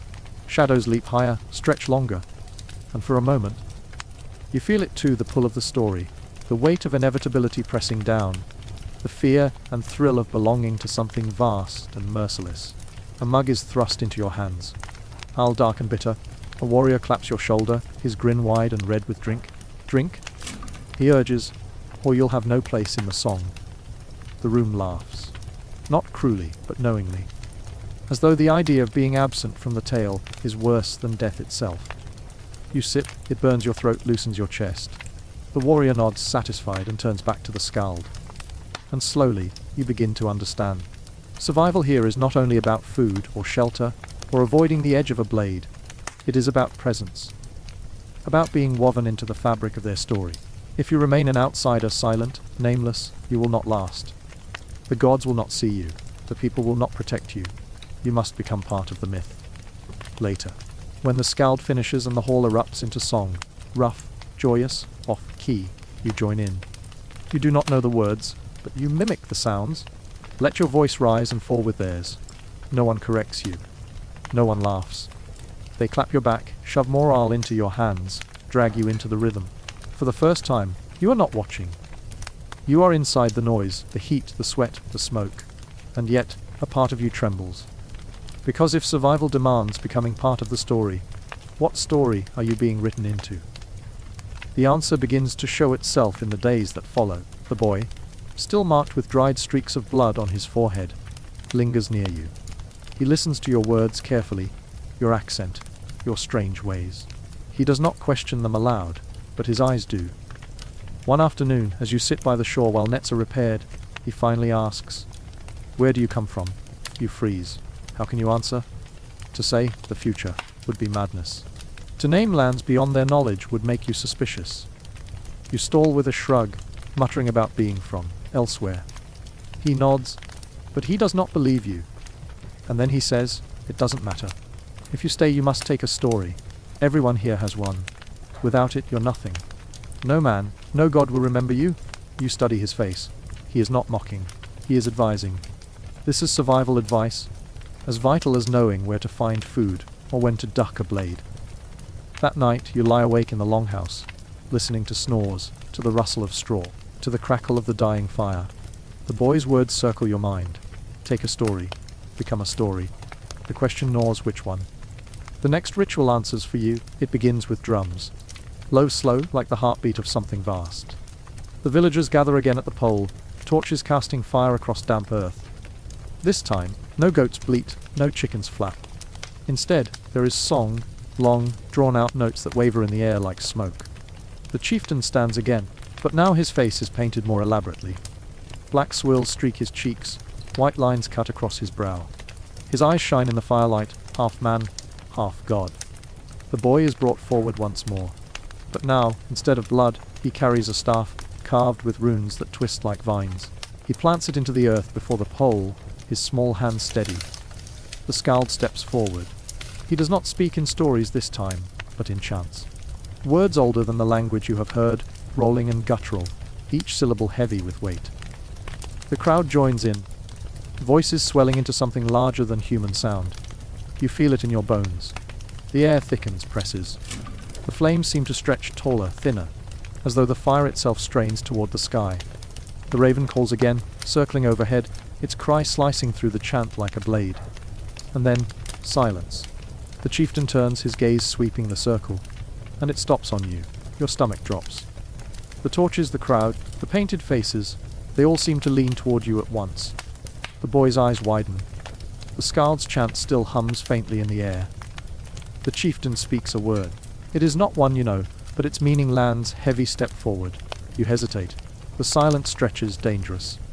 Someone behind you shoves. You stumble into the circle, into the firelight, into the story. The chieftain's eyes do not blink. He speaks again, slower, clearer, so all hear it. What is your tale? The words hang.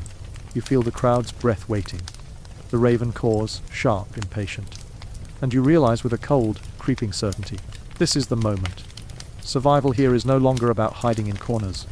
It is about declaring yourself, taking a place in their myth.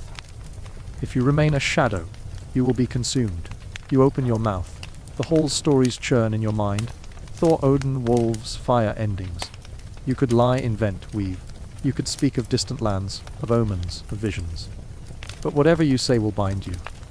Once spoken, you cannot unmake it. The chieftain waits. The boy's eyes plead. The raven circles once, twice.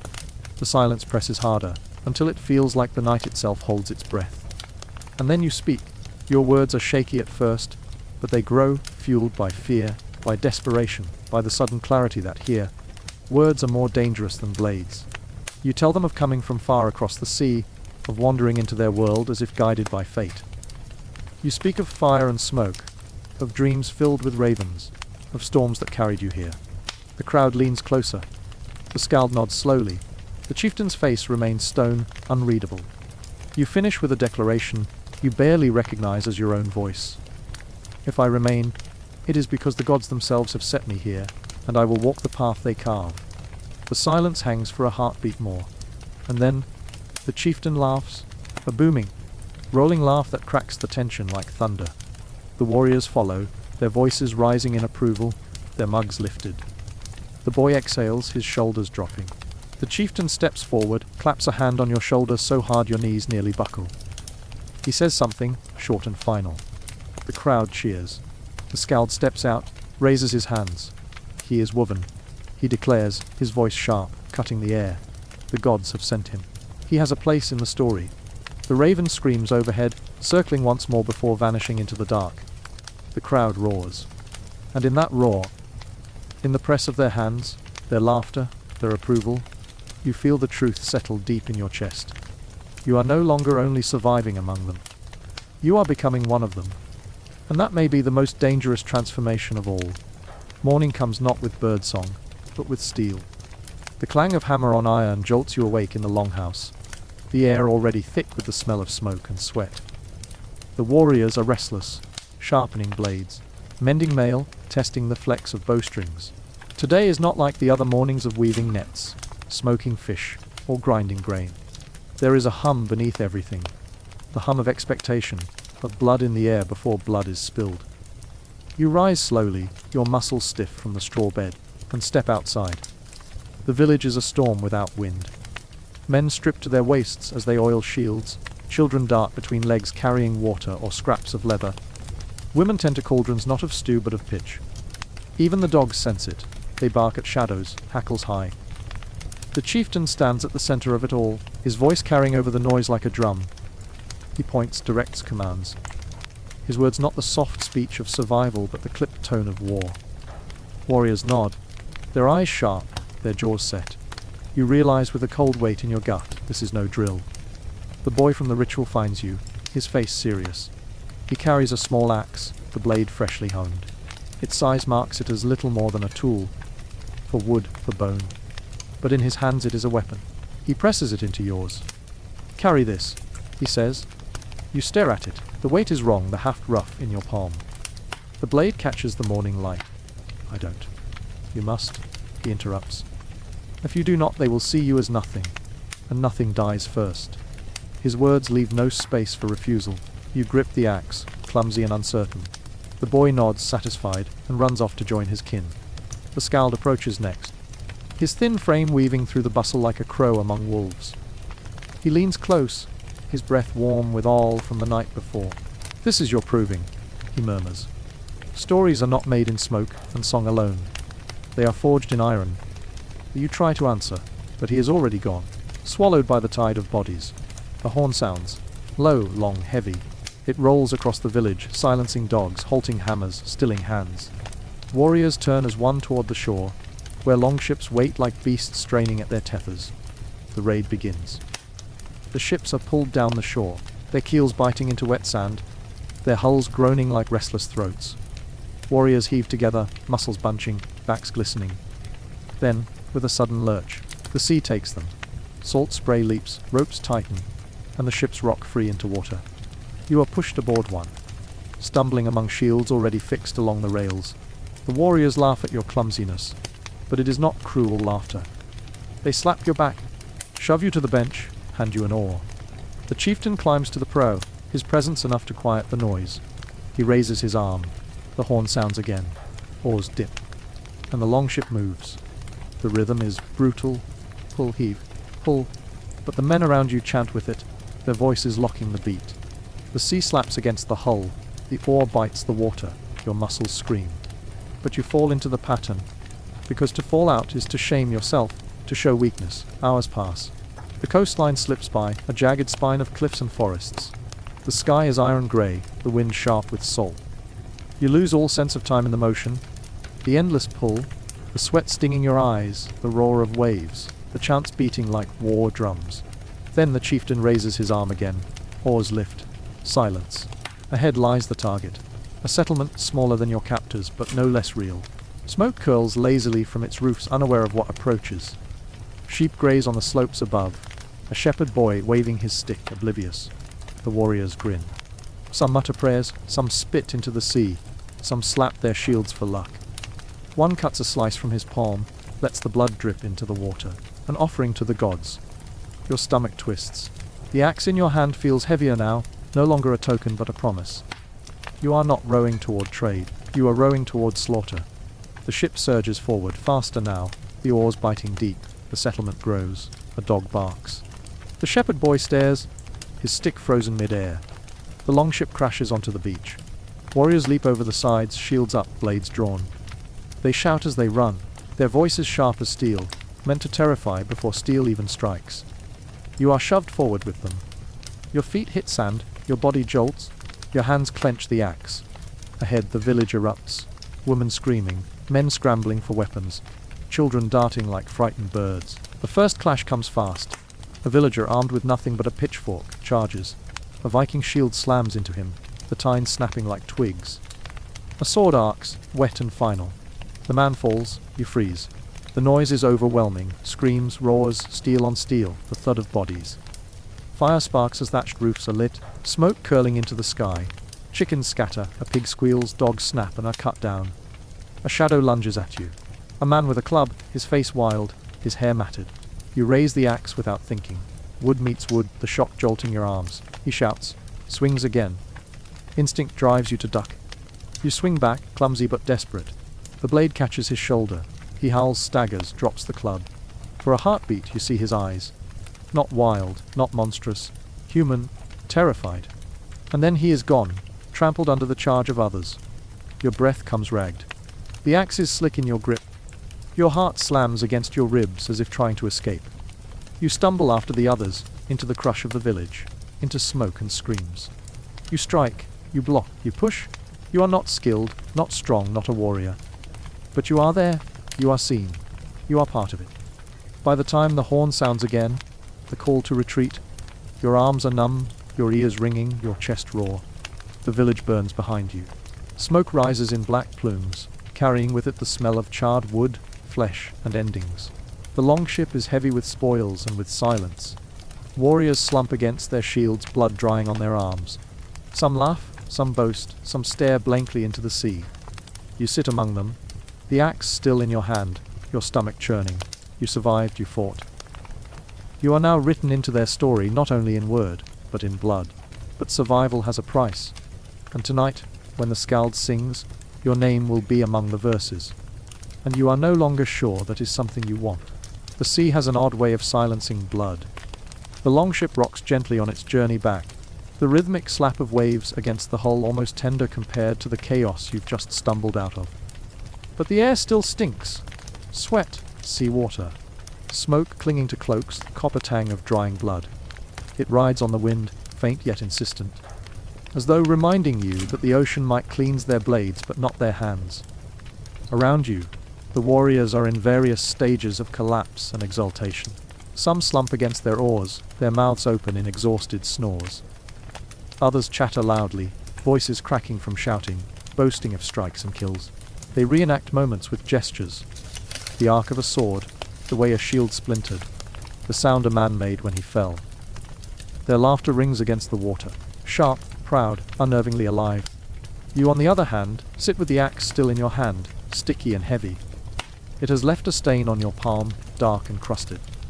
Every time you glance at it, your stomach flips. You've tried to set it down, but somehow you keep gripping it tighter, as if letting go would draw eyes, questions, judgment. The boy who gave it to you sits nearby, his face flushed but bright, his grin wide. He notices your look, leans closer. You struck him, didn't you? You hesitate? I don't know. He nods like you've confirmed everything. Good. The gods will see. His certainty is terrifying. The skald sits on the other side of the boat, watching you with that maddening half smile. He hasn't spoken since the raid began, but you can feel the words churning in his mind, verses already forming. Your blood, your fear, they will be woven into something larger tonight. The chieftain, standing at the prow, has no doubt. His face is calm, almost serene, like a priest who has completed his sacrifice. The waves crash, the oars dip, and his gaze stays fixed on the horizon, as though the raid was nothing but a line in a ledger. Hours pass. The coastline unfurls again, familiar now. When the village comes into sight, a cheer erupts. The warriors slam their oars against the sides of the boat, a thunderous rhythm of triumph. Dogs bark from the shore, women wave, children race into the shallows. The air is filled with anticipation, of reunion, of spoils, of stories.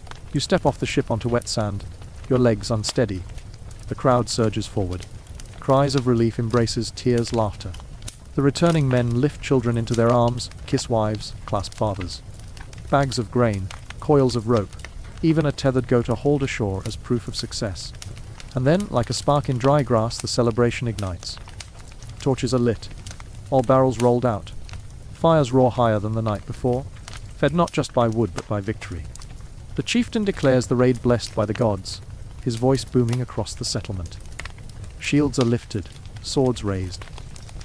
The village answers with cheers that shake the rafters of the longhouse.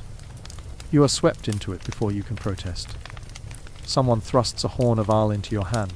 The boy tugs at your sleeve, dragging you to sit near the fire. Women press roasted meat onto your plate, fat sizzling, dripping. The air is thick with smoke and sweat and laughter. The scald rises. Silence falls like a cloak. He begins to sing. His voice carries, strong and sure, weaving the raid into a saga, before the embers have even cooled on the plundered village. He sings of blades that struck true, of shields that held, of fire that danced across thatch. He sings of the chieftain's command, the warrior's bravery, the god's approval. And then, without pause, he sings of you. He paints you as a stranger with iron in your hands, a shadow who swung against death and lived. He does not mention the shaking in your arms, the stumble in your step, the horror in your chest. He gives you glory you did not earn, courage you did not feel. He makes you more than you are. The crowd roars. They clap your back, raise their horns, shout your name as though it belongs here. You smile weakly, drink deeply, because anything else would be dangerous. But inside, you are hollow.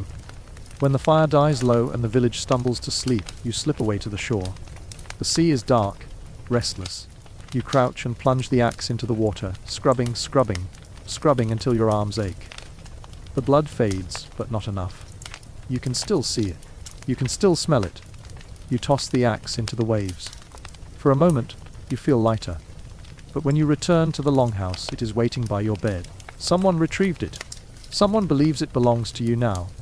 You lie awake on straw, staring at the rafters, listening to the snores of men who dream of victory, while you replay the face of the man you struck. His eyes, wide and human. His fear, his fall. The skald's voice whispers in memory stories are forged in iron. You are part of their story now. And that means you are bound to its price. Morning comes again, mercilessly bright. The village stirs with hangovers, sore muscles, hoarse voices.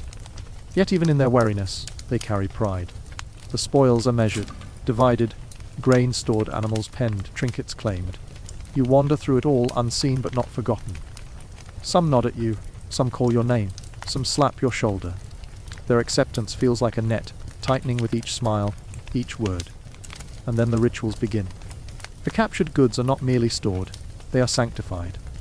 A goat is slaughtered, its blood smeared across shields. Offerings are cast into the fire for Odin, for Thor, for Freyja. The chieftain raises his arms, chanting blessings, his voice shaking with conviction. When it is done, he calls you forward. The crowd parts. Eyes heavy on you. Your stomach knots as you step closer. The chieftain lifts your hand, still marked from the axe's haft, and raises it high. This one, he says, has shed blood with us. This one has proven they are no thrall, no guest, but kin in the making. The gods saw their strike. The skald has sung their deed. They will walk with us, fight with us, feast with us. Their name belongs in our hall. The cheer that follows is deafening. You nod, smile weakly, pretend to drink it in. But inside, your thoughts are a scream. Kin in the making. What happens when kin are expected to raid again, to kill again, to bleed without hesitation? You slip from the circle unnoticed in the surge. The axe waits for you where you left it last night. You grip it, heavy as stone. There is no leaving now. Not unless you want to die at their hands as a coward. Not unless you want to be remembered as nothing. So you stay. And as the night falls once more, as firelight dances on walls, as the skald sharpens his voice for another saga, you begin to understand the terrible truth. The price of survival here is not simply living among them. It is becoming them. The trouble with being a story is that stories don't sit still. Once the skald sang your name into the hall, it became impossible to move through the settlement unnoticed. The blacksmith, who once eyed you suspiciously, now calls you war brother, as he hammers a rivet into a shield rim. Children who used to whisper and point now tug at your cloak, begging you to swing them like axes, laughing as though your arms are made of Thor's thunder. Even the old women, sharp-eyed as ravens, wary of anyone new, set a bowl of stew in your lap without a word, as if feeding you was part of feeding the saga itself. And maybe that's the strangest part. You didn't choose this story, but it has chosen you. The village needs tales the way lungs need air, and you have become one of their most precious sources of breath. It isn't all glory. With recognition comes expectation. An expectation in a Viking settlement is heavier than a shield soaked in rain. At dawn, when the mist is still lifting from the fjord, you're expected at the training ground. Warriors drill with axes, spears, swords. They spar until their skin is welted, until blood runs, until teeth are spat into the dirt. It isn't play, it is rehearsal for survival. You stumble often, trip over uneven ground, wince when blows connect. Laughter follows, good-natured at first, but with a dangerous edge, the kind that says, "You're one of us, aren't you?" Prove it. So you push harder. You swing until your palms blister, until your arms ache so badly you can't lift your bowl at supper. You practice with the boy who first placed the axe in your hands, his grin unrelenting as he drives you to exhaustion. Again, he says, after your strike falters. Again, after your shield slips. His voice is merciless, but not cruel. He believes in you, or at least in the story you've been assigned. And then, when you collapse in the mud, he laughs, throws an arm around you, and declares, "You'll do." The training is relentless, but it is nothing compared to the chores. Because here, glory and drudgery are inseparable. A man who can swing an axe in battle is expected to split wood for the hearth too. A woman who stirs the stew is also expected to steady a shield when arrows fall. Everyone pulls their weight, and now, so must you. You haul timber from the forest, straining under its weight. You grind grain at the millstone until your back throbs. You drag fishnets dripping from the fjord, the smell of brine and rot clinging to your hands for days. Each task is simple enough, but together they grind you down, reminding you that here, survival is not just about the moments of blood and fire. It is about the endless repetition of effort, of bodies bent and calloused, of days blurred into the next. And yet, in those repetitions, something unsettling happens. You begin to belong. The hands that once trembled holding an axe now tremble less. The muscles that screamed with every haul of timber grow steadier. Your ears, once filled only with the strange music of their language, now catch words before they're finished, jokes before they're explained. You dream not in your own tongue, but in theirs. Sharp syllables, rich with gods and kinship. It's terrifying, because you still remember who you were. You still remember streets with cobblestones instead of mud, meals eaten without smoke in your eyes, a life measured by calendars instead of seasons. But each day here pulls you further, like a rope coiling, tightening, tugging you into a shape that isn't yours, but fits disturbingly well. The rituals make it worse. After the raid, sacrifices are frequent. You've watched goats blot out, chickens beheaded, their blood sprinkled on stones, on weapons, on faces painted with devotion. You've seen men and women lift their arms to the sky, chanting for victory, for harvest, for the favor of unseen eyes. You've even been made to join. The boy grinning as he drags your hand into the blood, smearing it across your brow. At first you flinch. You tell yourself it's superstition, just pageantry. But then you see the way they look at you. Like the gods themselves are watching through your eyes. And you realize that belief, no matter how foreign, has a gravity that pulls you in. And the stories, always the stories. Every night when the fires burn low, the skald sings. His voice is the thread, and the people are the tapestry. He weaves raids into epics, meals into myths, laughter into legends. He sings of Thor's hammer and Odin's eye, of giants that walk beyond the seas, of heroes who face death with joy. But now, always, somewhere in his verse, there is you. A small part, perhaps, but growing. He speaks of your strike in battle. He compares your hands to iron. He says you were touched by fate. And the more he sings it, the more you fear it might become true. One night, when the embers glow red and the hall is heavy with ale, he sits beside you. His eyes gleam, dark and knowing. "You feel it, don't you?" he says. "Feel what?" "The pull, the story." You resist, but the thread tightens. The gods weave all things, even you. And you cannot unpick yourself without tearing the cloth. You want to argue, but his words lodge in your chest like splinters. Because he is right. The harder you try to hold on to who you were, the more it frays. And here, in this hall of laughter and smoke, of iron and blood, of stories that do not care if they're true, you realize something that chills you more than the northern wind. If you survive long enough, you might not want to leave. The thought stalks you in the days that follow. You catch yourself laughing at a crude joke shouted across the training ground. You catch yourself humming one of the Skald's songs while hauling fishnets. You catch yourself looking at the boy not as a captor, but as a brother. And then the guilt slams back hard. Because belonging here feels like betrayal, not just of who you were, but of the man you struck down. If you accept this life, if you let yourself slip fully into their story, then his face, his fear, his fall mean nothing. But the village doesn't care about your guilt. The gods don't care. And the story certainly doesn't. It only cares that you keep going. And so you do. The seasons turn. Days shorten, nights lengthen. Snow dusts the roofs, the fjord freezes at its edges. The world narrows, wrapped in white silence. But inside the longhouse, life is louder than ever.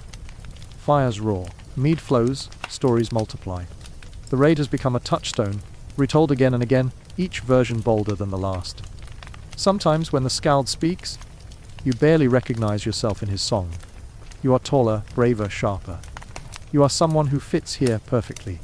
And perhaps that is the cruelest thing of all, because the longer you stay, the less you can tell where the lie ends, and where you begin. Winter sharpens the world into a blade. The fjord lies frozen, its surface glinting like a god's mirror. The air is so cold your breath crystallizes in your beard, clinging to your face like frost, work embroidery. The forest groans under the weight of snow, branches bending low, creaking as if the trees themselves are whispering their complaints.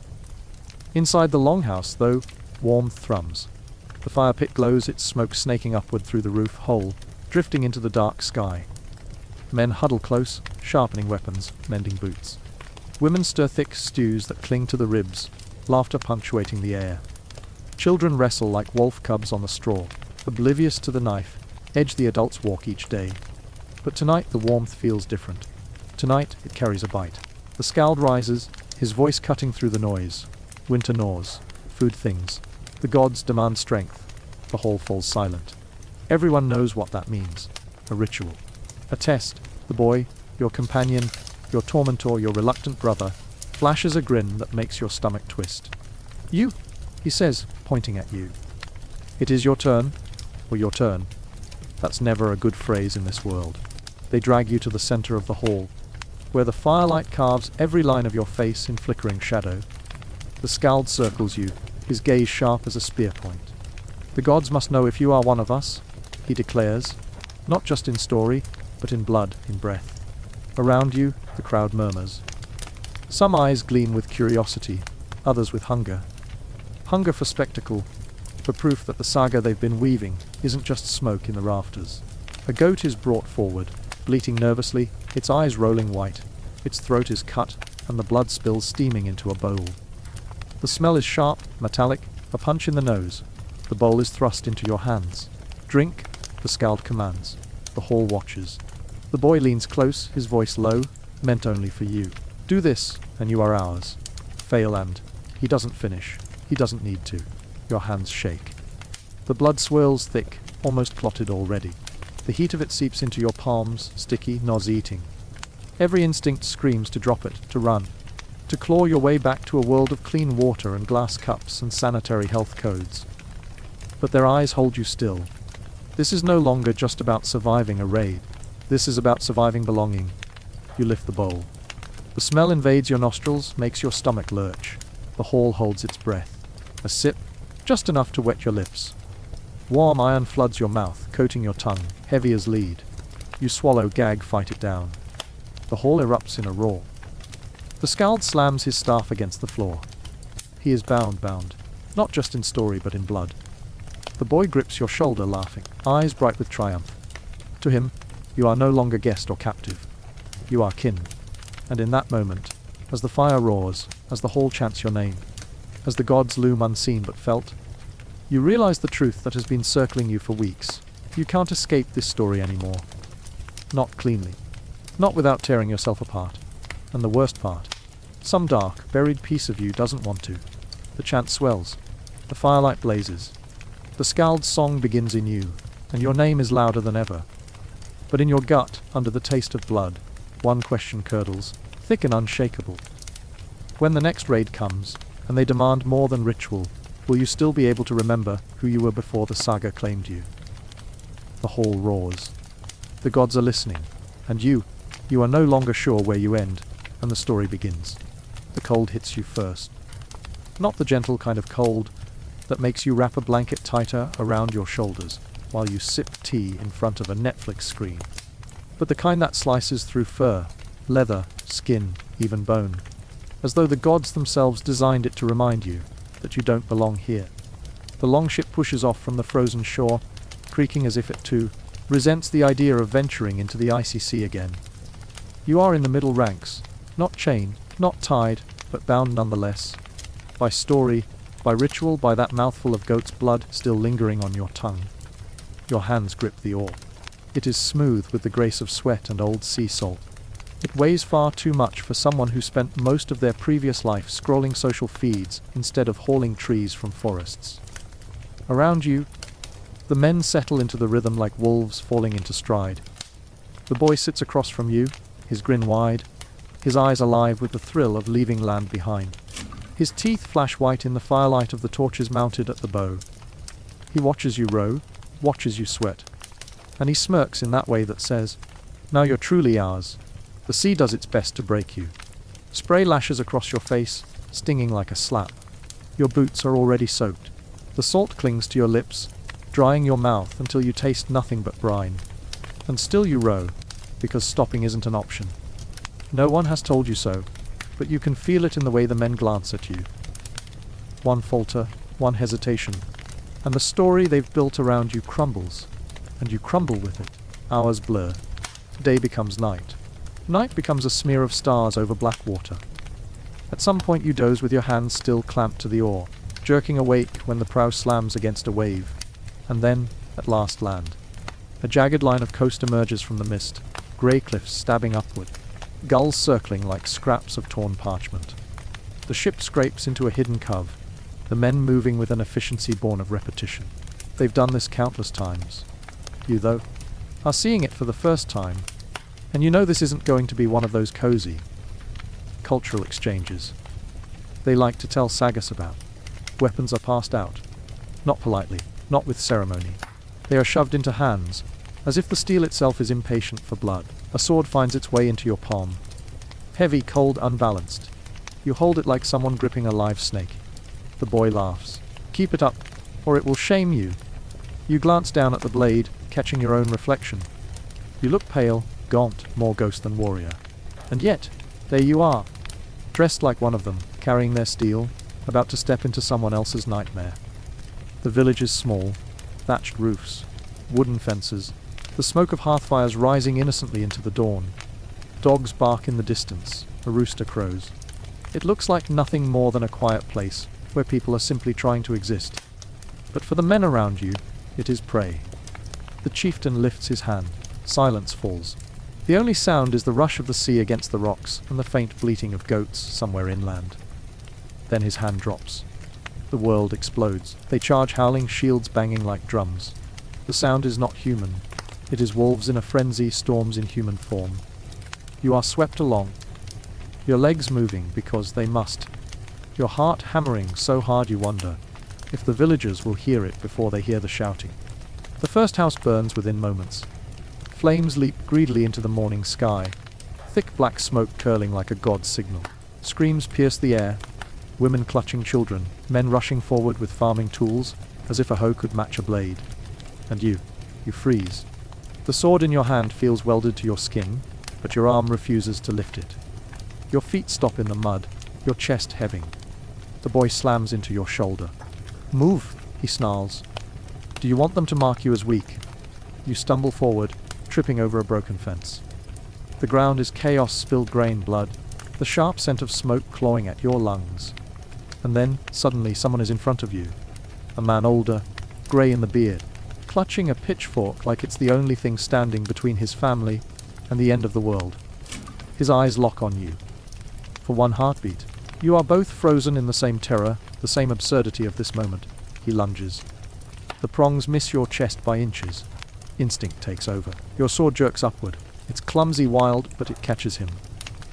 A line of red opens across his arm. He cries out, drops the pitchfork, and stumbles back. Your breath shatters. You stare at the blood, bright against the snow, bright against the mud. You stare at your own hand, trembling around the hilt. The boy is there instantly, laughing, clapping you on the back. "Good! You see, you can do it." But your stomach twists. The man is not dead, not yet, but his pain is real. His eyes are wide with disbelief, with horror. He turns and staggers away, calling for his family. And you put him in that state. The raid continues around you. Houses crackle as they burn. Chickens scatter in panic. The air is thick with ash, with cries, with a metallic tang of blood. The Vikings plunder with terrifying precision, livestock roped, valuables stuffed into sacks, captives dragged by their hair. You drift through it like a ghost. You are both inside it and outside it, both actor and horrified audience. Every scream carves itself into you. Every face is one you will never forget, no matter how much you wish to. And yet part of you feels the pull, the raw, animal rush of survival, of power. For the first time, you are not just watching history from a distance. You are in it, drenched in it, complicit in it. And that, you realize, is the cruelest trap of all. The boy grips your arm as the men regroup, the loot piled high. His grin is wild, his face streaked with ash. "You did well," he says. "The gods will remember. The gods will remember. But so will you." The longship waits in the cove, its belly soon heavy with silver, furs, and terrified villagers who will be carried back across the sea as slaves, stories, or both. The village burns behind you, flames rising like a beacon against the sky. As you climb back aboard, sword sticky in your hand, you dare to look back once more. Smoke curls upward, blotting out the sun. The cries echo across the water. And the question settles heavier than the blade at your side. You have survived your first raid. But what exactly have you become?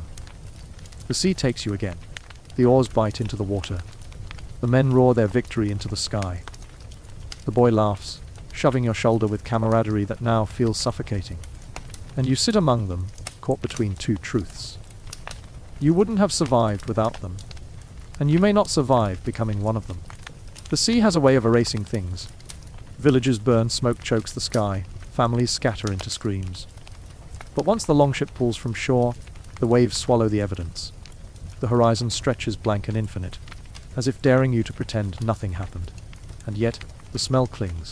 Burnt wood, blood iron, the sour tang of fear. You carry it with you tucked into your skin, stubborn as salt.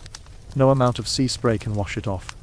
The men laugh around you, slapping each other on the back, shaking loot from sacks with giddy delight. The boy beams, pride bubbling in his voice. Every time he retells the moment you struck a blow, he calls you brother. Now, a word that lands heavy in your stomach. You don't feel like a brother. You feel like a ghost pretending to be one. Days pass. The ocean is both friend and jailer. A place of song and feasting one moment, of aching silence the next. When the men chant, they chant of Odin's favor, of Thor's strength, of Freyja's blessing. When they drink, they toast with skull-shaped cups you swear must have belonged to actual skulls. When they sleep, they dream sprawled against shields, the deck rocking like a cradle. And you don't sleep. Not properly. Every time your eyes close, you see the grey, bearded man with the pitchfork. You hear the cries. You smell the burning. And worst of all, you feel the thrill that slipped into your chest when you realized you could fight. But it wasn't just fear that drove your hand. It was something darker, something frighteningly close to joy. When the coastline of their homeland rises again, jagged and cold, it feels like waking from a nightmare, only to realize you've stepped into another one. The longship glides into the harbor, villagers rushing to greet the raiders like returning heroes. Children laugh and dance at the sight of treasure.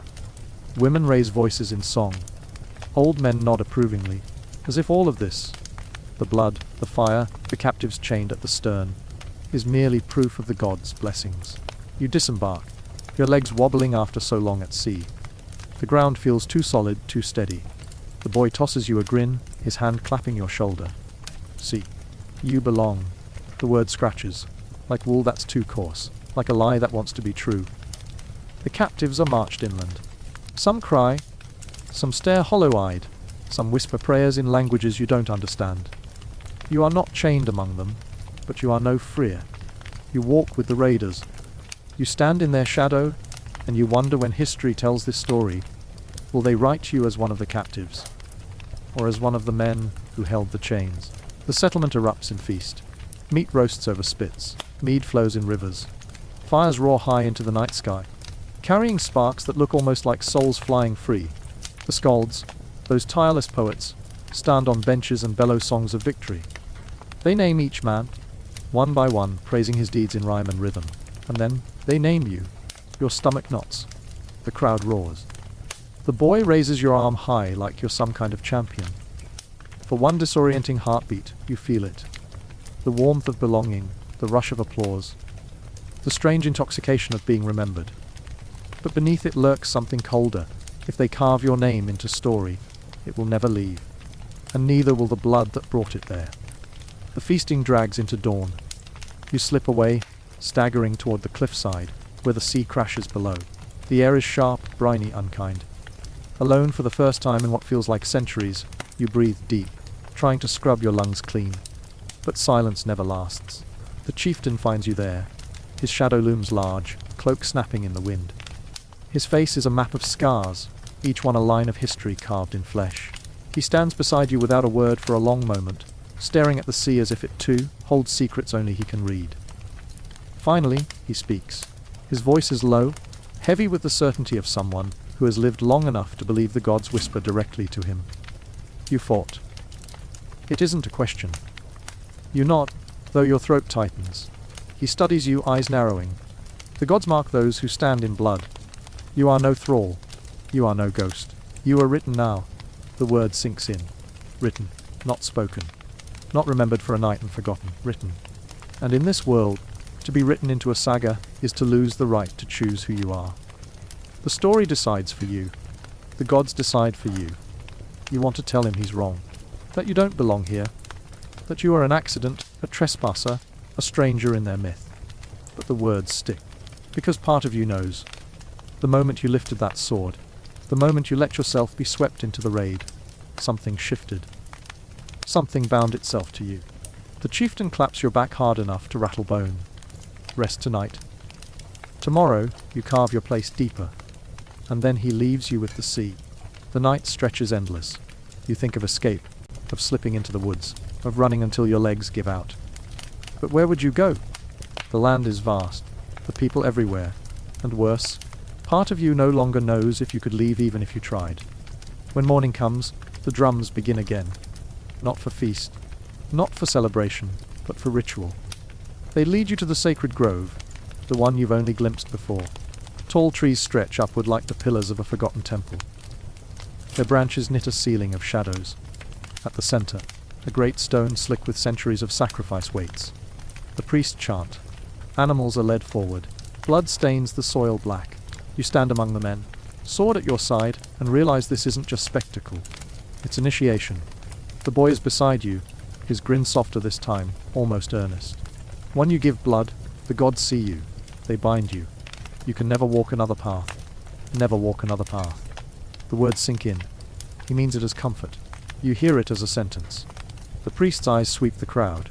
They settle on you. His hand lifts, beckoning. Your feet move before you can stop them. The stone looms. The smell of iron is thick, overwhelming. You raise your hand, the blade trembling in your grip. Somewhere deep inside, a voice whispers that this is the final choice. To spill blood here is to surrender. To resist is to die. You look at the boy. At the chieftain. At the crowd chanting your name, as though you were always meant to stand here. And you wonder, what would survival even mean now? You could lift the blade. You could carve yourself deeper into their saga, Bind yourself so tightly into the story that you cease to be separate at all. You would live. You would be remembered. You would never go home. Or you could resist. Drop the blade. Reject the saga. Refuse the gods. You might die on the spot, torn apart by men who believe refusal is an insult to the divine. You might die forgotten, nameless, erased. Survival or story, flesh or memory. The chanting grows louder. Your hand shakes. The sea roars in the distance, hungry, eternal. And you realize the truth that chills deeper than the wind. You wouldn't survive a Viking raid. Not because they would kill you, but because survival here means surrendering to the saga. And once it writes you in, you are never truly yourself again. The priest waits, the crowd roars, and the story leans in, eager to claim you.